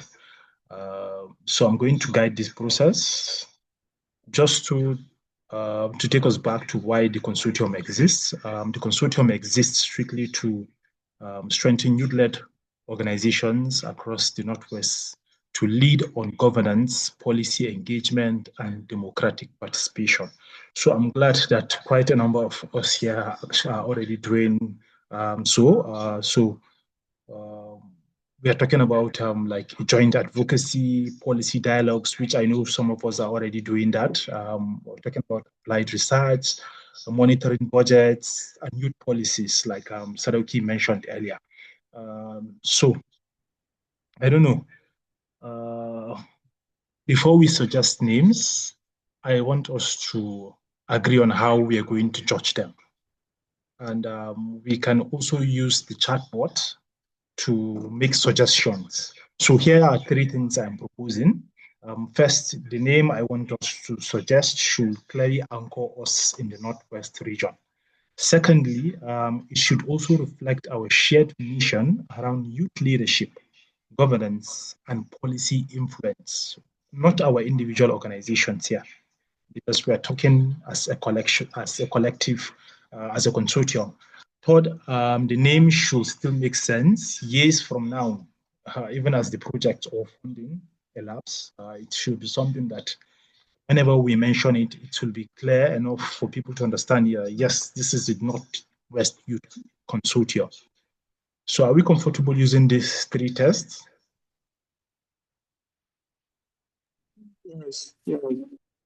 All right then. So let's generate options. Do you want me to call each person to suggest one name, or We're going to take it at a random. If you have any suggestion, you can just indicate, and we'll give you that space to make your contribution. Which one should we go with? Remember, you can use the chatbots, or you can use emojis to respond.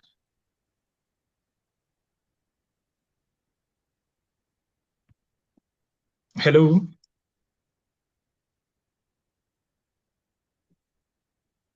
All right, I think it should be random. All right, Usman.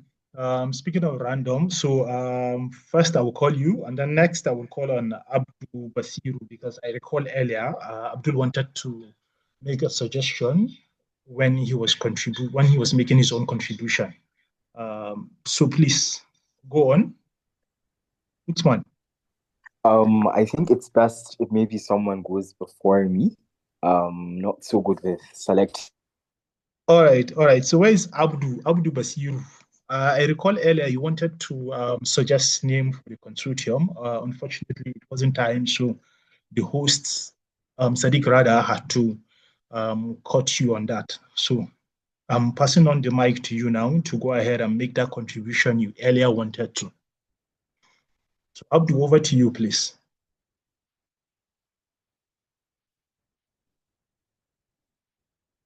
Ha. Oh, yes. Sorry about that. So please go ahead.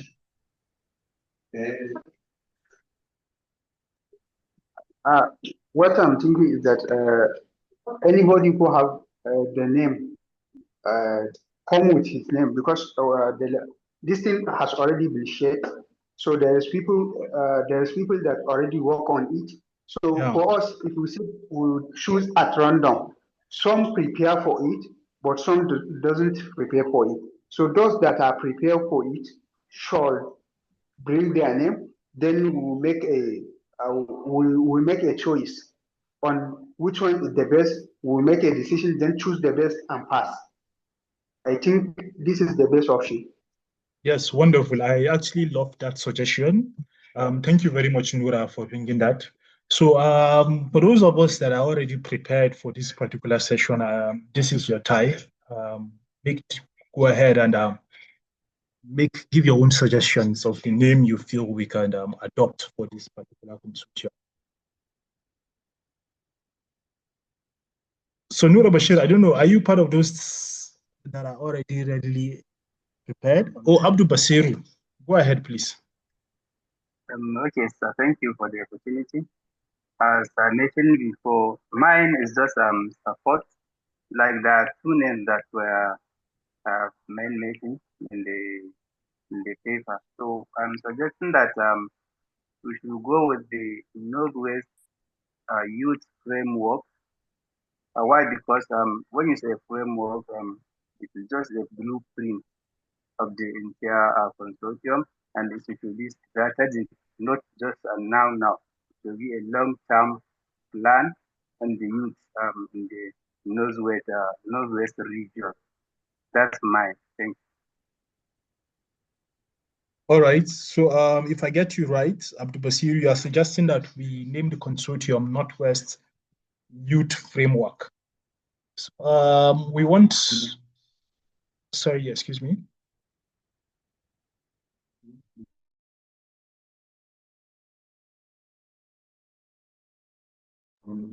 Oh, okay. So as I was saying, sorry about that. So Abdul Basir, you mentioned that we should name the consortium Northwest Youth Framework. So when talking about names, the framework, it's more of a document that we are going to be developing together as a consortium. But then what is that identity? What is that name that we are going to be using? Like, for instance, Bridge Connect Africa, you see this is a name, and then we are coming to say, okay, we want to develop so particular framework. So as an organization, as a consortium, what is that name that we want to be identified with? I can see Aminu Suleiman raising his hand. So Aminu, please go ahead and unmute yourself and give your own suggestion. Thank you. Good afternoon once again. Good afternoon. I have one suggestion here for the name. Okay. Northwest Brighter Future Network. Northwest Brighter Future Network. Yeah. Northwest Writer Future Network. All right. Thank you very much, Saminu. I see another suggestion here on the chat box. Northwest Youth Consortium. Northwest Youth Consortium by Utsman. So far I've been hearing suggestions from the male only. Liabame, Aida Isa, you don't want? All right then. So, but I would have loved to hear from the female side as well. Okay, Hayaluga Northwest Youth Development Consortium. Northwest Youth Development Consortium. Keep them coming.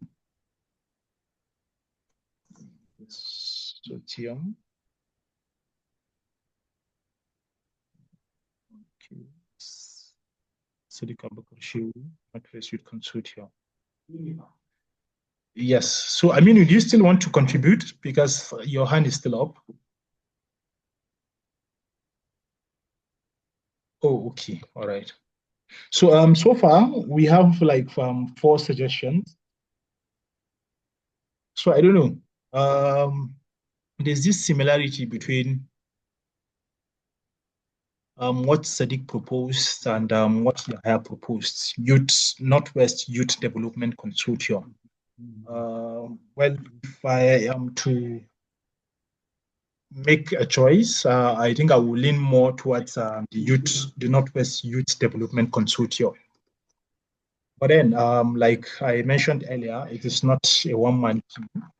I want us to collectively agree on the name that we are going to be using for the consortium.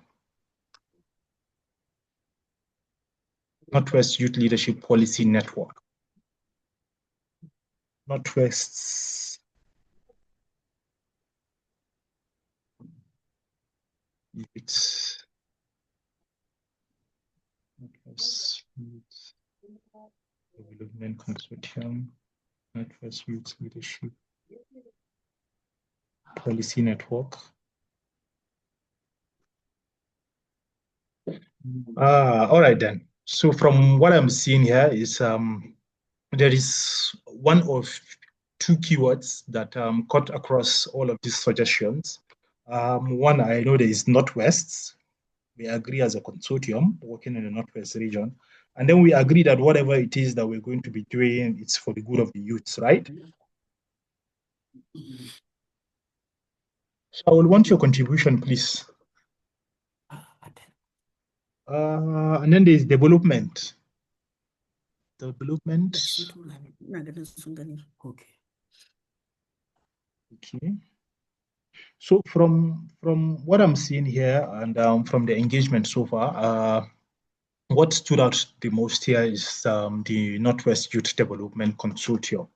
And the reason why I said it stood out is because looking at the thumbs up, the reactions received under this particular name, I'm seeing 4 already. So even if we are to put it to poll, to vote, I know very well that this particular suggestion by Yahya Luka will actually top it all.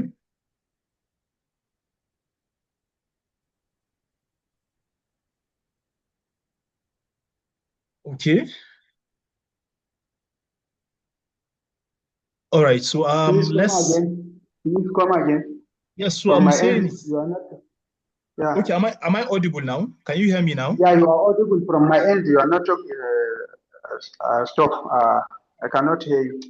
Okay. I'm just saying that.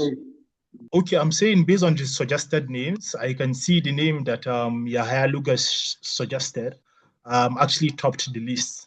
And if you will go with me, I want us to apply those tests we agreed on earlier. We said whichever name we're going to suggest the name should clearly anchor us in the Northwest region. So if that's the case, the Northwest Youth Development Consortium already says that.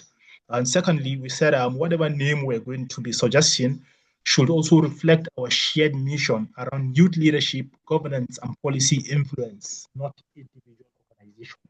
And looking at the name, we see that the name, the youth development, is already captured, which already reflects that shared mission that we have around youth leadership and governance. So thirdly, we said the name should be able to make sense in such a way that long after the NYFF grant elapse, that name will still reflect that our mission.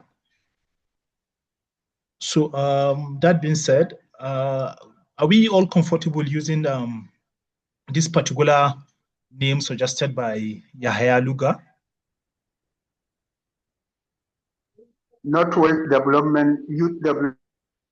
Northwest Youth Development Consortium. Oh, more names are dropping. Northwest Youth Policy Action Consortium. So what do you all agree on? I think time is not on our side, and I want to be very time conscious here. I don't want a situation where we'll want to see to reschedule or want to extend the timing. I think it's better agree on this.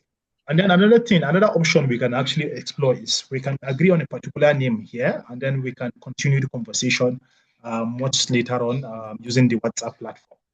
It's all for us here to decide. The goal is I don't want to be the one making the decisions for ourselves, for us, rather. I go Liga on as well, me too. I think it is better since we have to have some name. It's better to have one name before anything to know that what we are called in the room. So since there is no other solution, everybody we can make this thing. We can make it democratic. Let's count the people that choose this name and the people that choose this name. The people that choose who are the greater will just took. This is our option. This is our decision. I think it will be easier for us to decide. So let us make it now. Me, I support the one that Luga sent. So everybody can choose the one that he feel it is better. So the one that have higher number will be the one that we are using. All right. So, ladies and gentlemen, the poll is open now. Aminu Umar Utsman, yes. So yes to what? Sadiq Abakar Shehu, Hassan M. Awal. What are you yesing for? Is it in support of the name proposed by Yahya or in support of any other name mentioned by other consortium members? Yes, Mr. Abbas.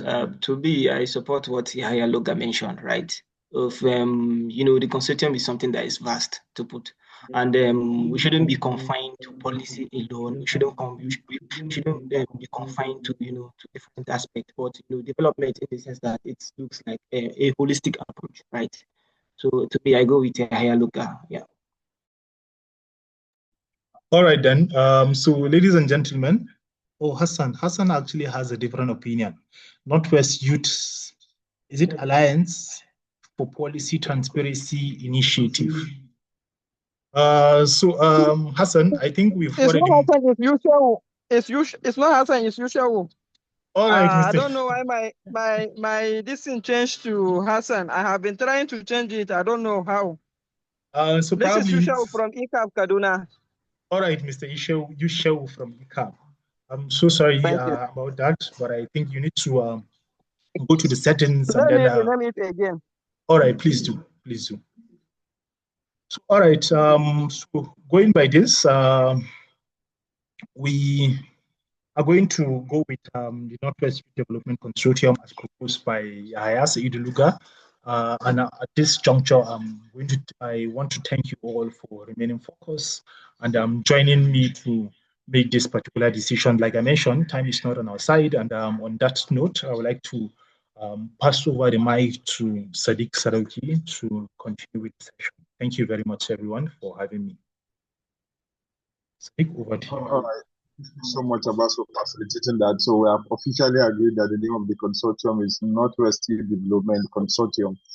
So that has been well taken note of. So it's already past one. I don't know. Maybe we might have to cut this and continue the one to go because it's time for our prayers already. But we don't know. It might just strike round of those who might be wanting to go and pray might just step out if necessary. But we just need to ensure that we complete this section because after this we'll not be meeting hopefully till January. So sorry, just a moment. Let me get to our agenda.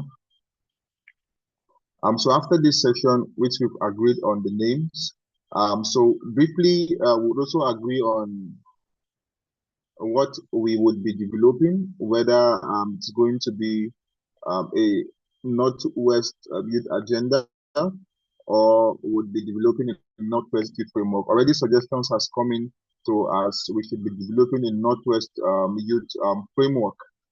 So I don't know, maybe I will just put up a poll and then share it for you to think, for you to comment on what you think for the two. Some people have said a framework is more sustainable so that whatever government is coming into power, they already have those frameworks existing. It's just for us to review them and to see how it aligns with priorities for the current government and all.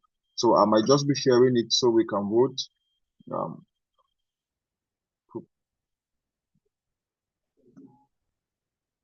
All right, Sadiq want to say something. You can go ahead. Sadoki, I want to raise one observation, right? You made a clear, this is just like a two roadmap. Are we creating a framework or maybe a youth agenda, right?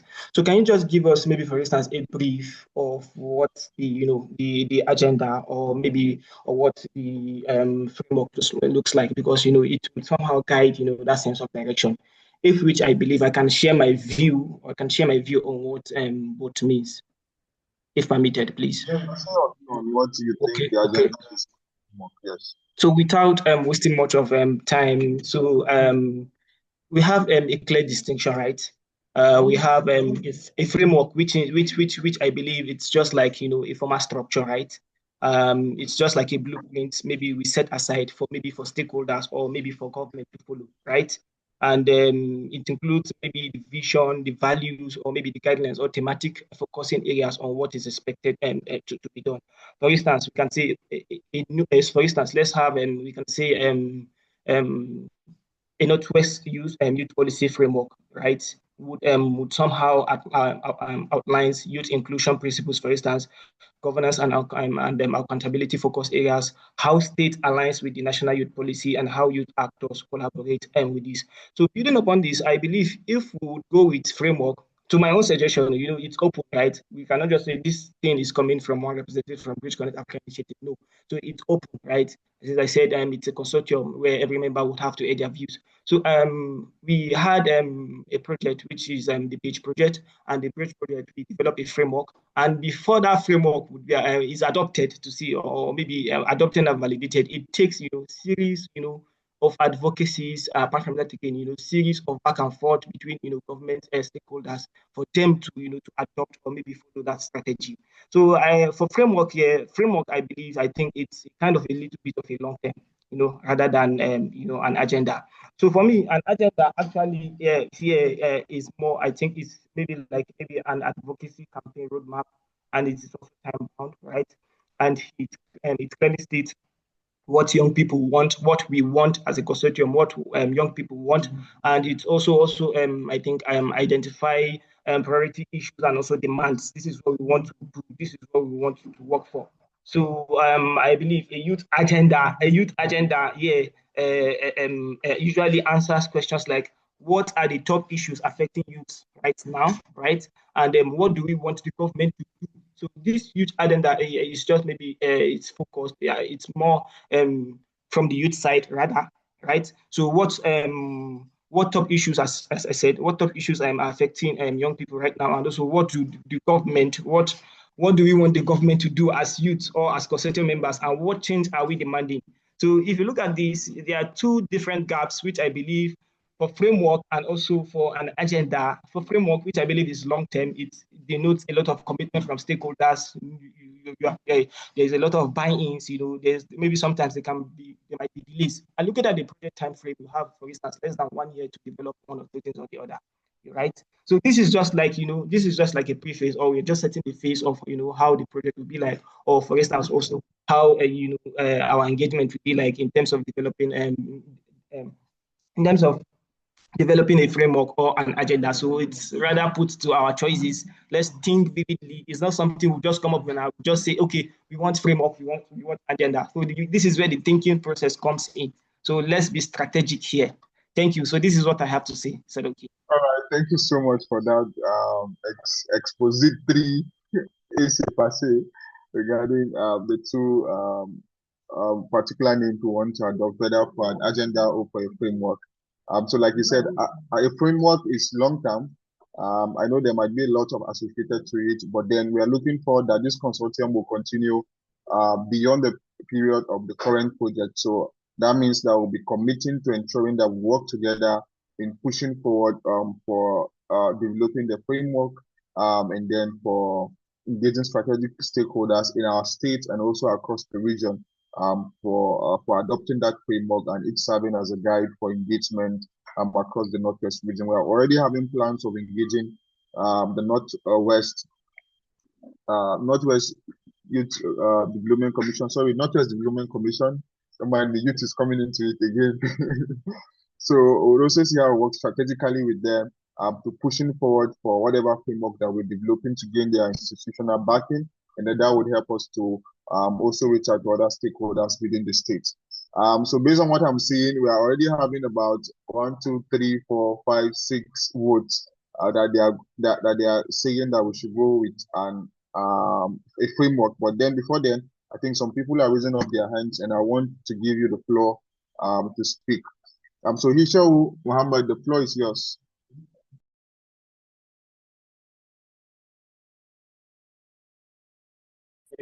Okay, thank you so much.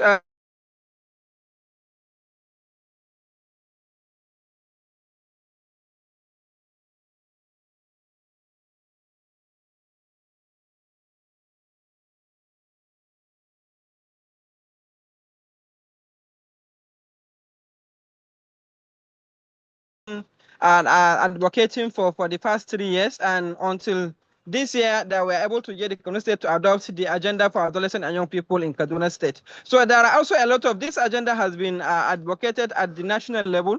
So you see, when we have an agenda, our government look at it, it's both the agenda and framework, it's an advocacy issue. When we have the agenda government will just can tell you that yes, we have adopted this your agenda and we name one of our program also around it. But when we have a framework will provide a strategic direction of what we want to achieve, the time framework and the timeline and whatsoever that we needed to, where we have an indicator of where and when to start and where to monitor and who to hold responsible for whatsoever that is mandated to be able to take action, or the ministry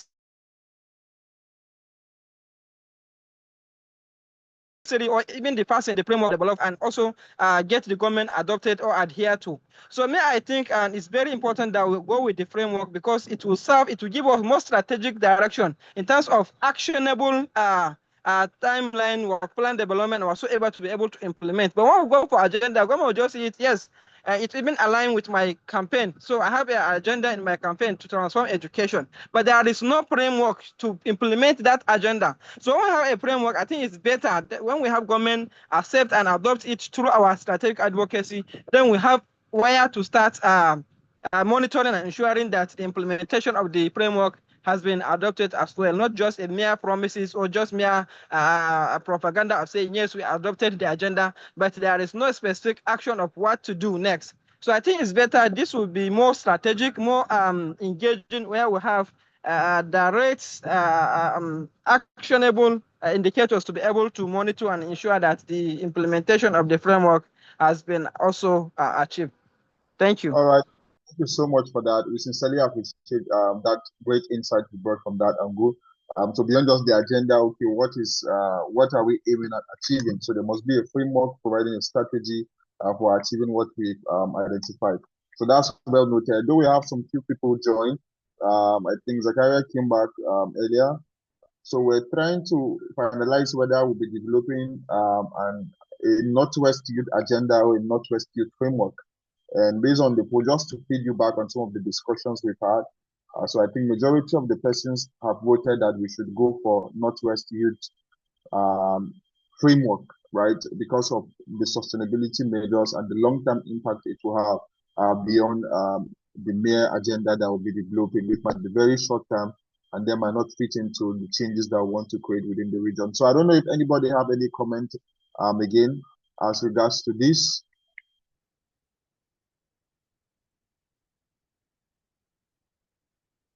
Does anybody have any further comments? No, I think we are good. Okay. All right. Thank you so much. Okay. Sadiq, I just want to say a very big thank you for just that very brief about the youth agenda and framework. And I think I will also go for the framework. Thank you very much.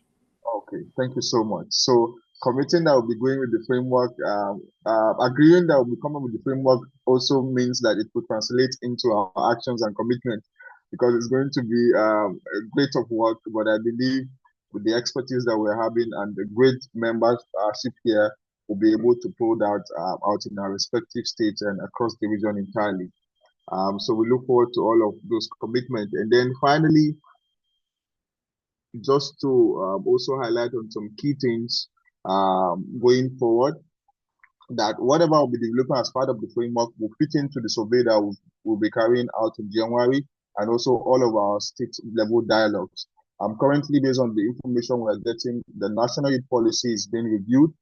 So we'll also see how we can engage to know what's the level of the review processes so that we'll also be able to integrate some of those recommendations at national level and trying to fit them to some of our regional context while also gathering the regional perspective into that particular framework to ensure that it reflects both the national, regional, and state level realities that we're facing. So let's just take note of that. So lastly, as part of our agenda, just to highlight that our level of engagement will cut across the community level, the state level, regional level, and national levels, which from our conversations here, we've been able to capture that. And to also emphasize that we'll be working closely with some of our fellows as part of the Youth Leading Change program, which we believe there are expert here organizations. They will be working on implementing some projects within the state across the 7 states. And we believe that will be very critical in providing them guidance in implementing their project, which would also, reflect and further push for the work we do in terms of visibility and more grounding in your state. So it's not just going to be for the fellows alone or for anybody else, but it will also be about you and how you've been able to contribute to that. And then there are some areas relating to thematic groups, which I think because of time, we might just discuss them in the WhatsApp group more detailedly. But I might just want to get one or few takes on what you think, because we've been thinking on how can we create thematic groups that will have key persons who would champion some of these thematic groups in terms of leading it and also providing insight. So I'd want to hear one or two persons. What's your take about this? Do you think it's a good thing that we do as part of the consortium? And possibly why?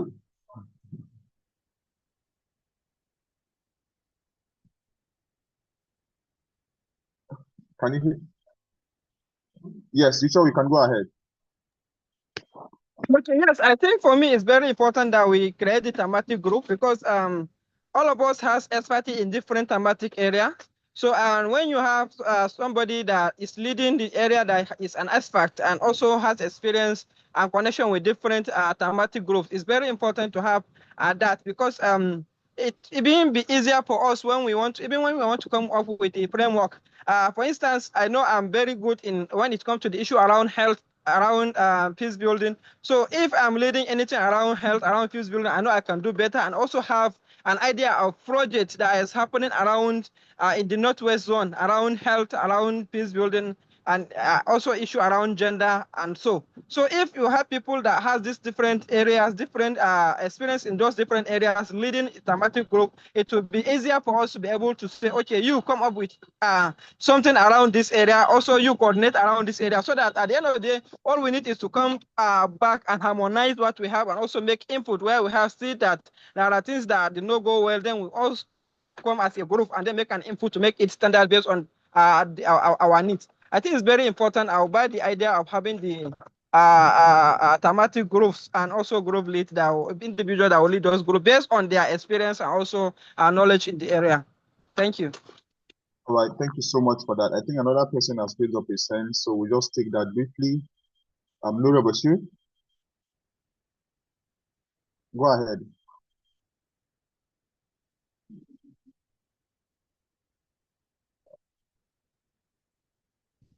Nura, are you there? Yeah, Okay, we can hear you. please, I want you to brief me. I went for prayer, so like for 5 minutes, I don't know where I would take up. Okay.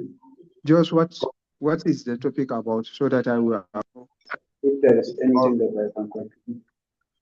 All right, though we are really we've gone ahead, but then maybe one of the things we've agreed on after you've left is that what we'll be developing, whether a Northwest Youth agenda or a Northwest Youth framework, and we agreed that we'll be developing a Northwest Youth framework. That's one. And then two, we are bringing up the issue whether it's good that we have thematic working groups, which Isha suggested that it will be great because we have diverse expertise and that will help us to streamline and get appropriately. So I just thought you wanted to contribute to this, but that's just a brief of what we've discussed. And then, are you clear with that? I cannot hear you now. I had you said that is all what we have discussed. I think you're having network challenges. Possibly we'll just share the But screen now because I can hear you clearly. Okay, we agreed on what we'll be developing, whether a Northwest Youth agenda or a Northwest Youth framework. And we agreed that we'll be developing a Northwest Youth framework because it's long term.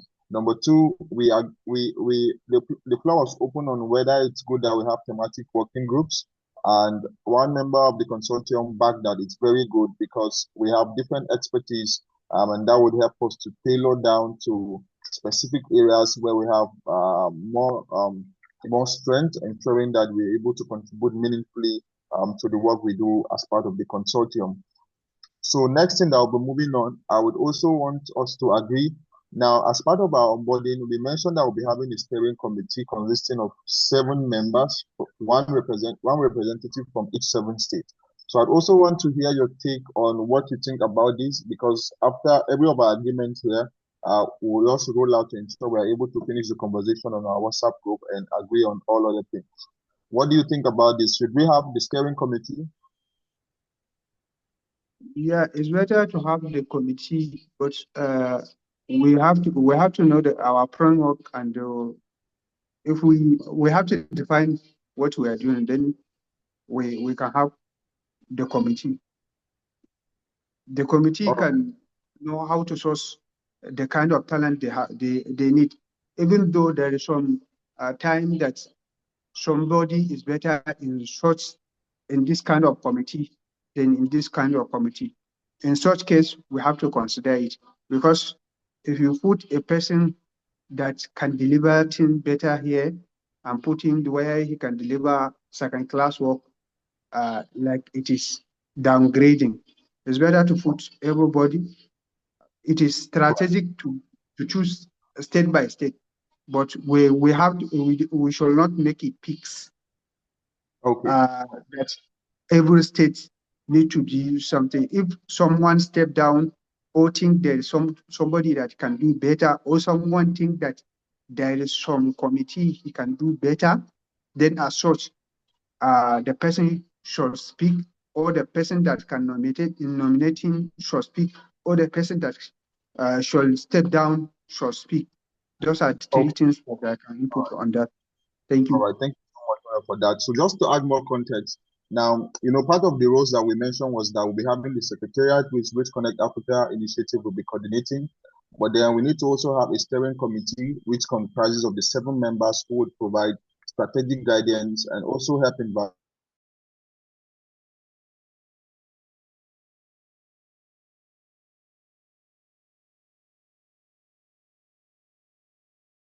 to provide that context. So what do you think about this? Is it a great idea we continue to work towards having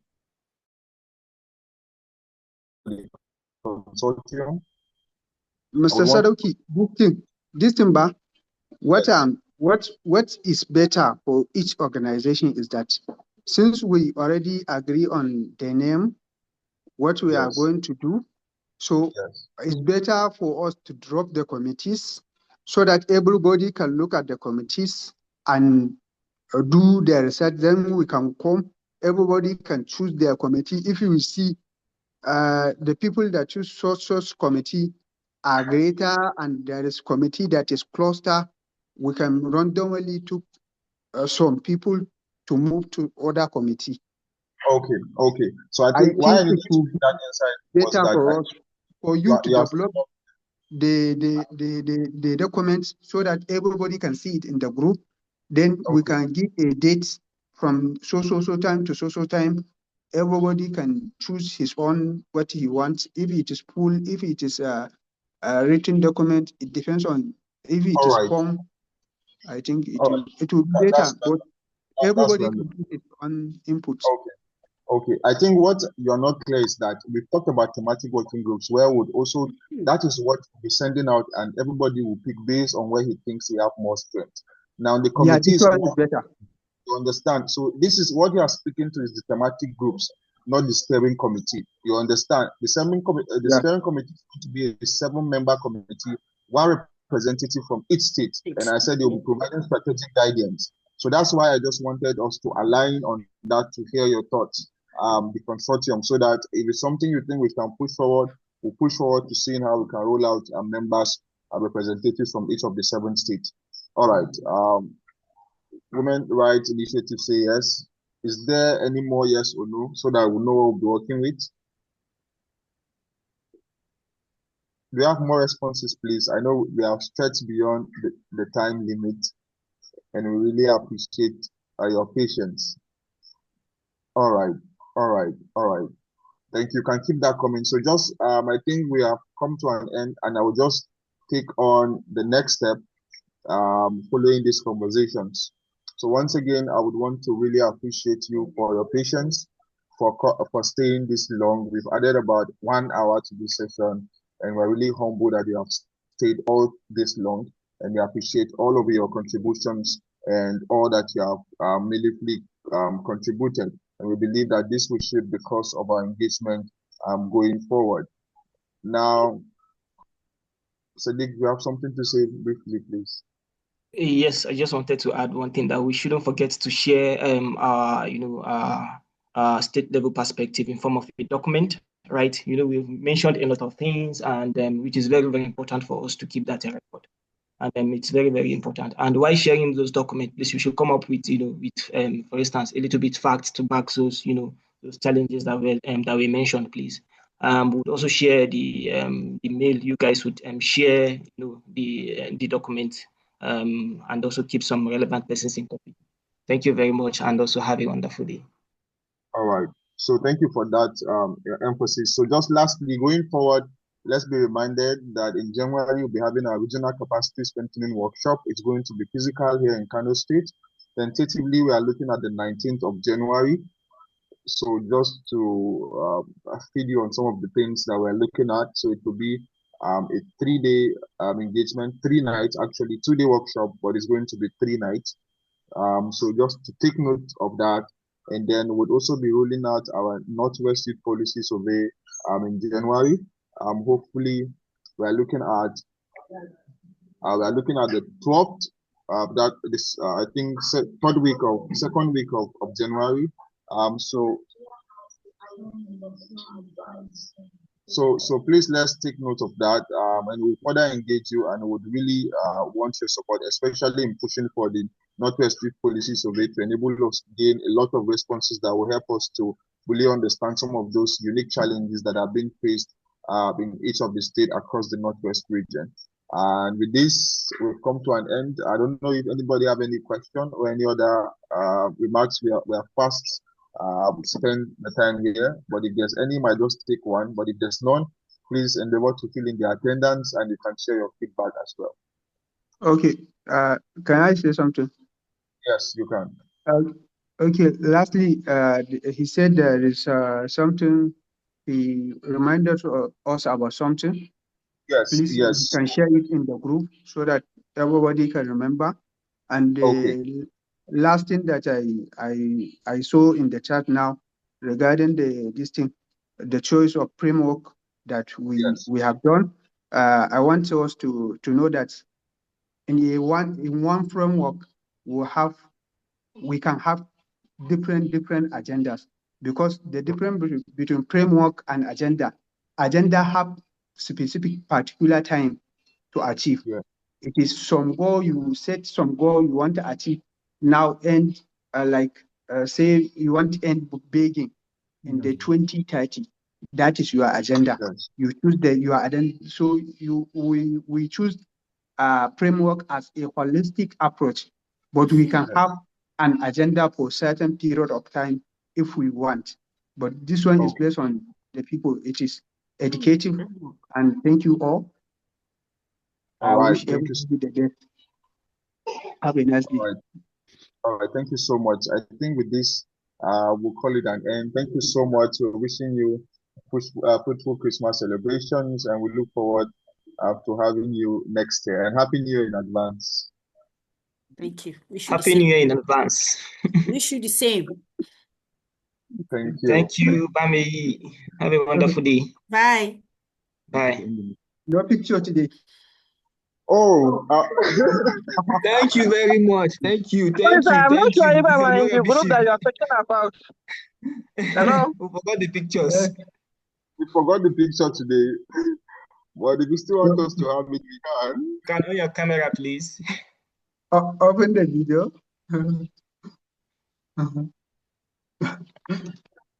Sadiq, I cannot find one of your intern here.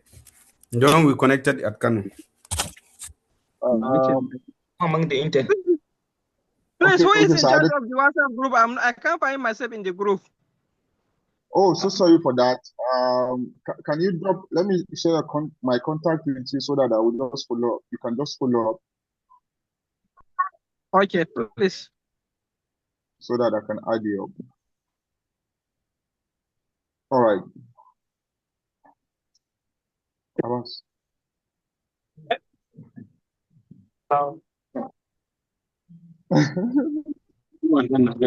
Please, you can all smile, please. Cheese. Thank you very much. We are done. Thank you so much. In the attendance, please, if you have not done so, I will share it now. Okay, let's share it. Thank you. All right. Thank you so can much. Just have attendance if you have not done that, but if you have filled it, you can exit right away. Thank you. Okay, thank you.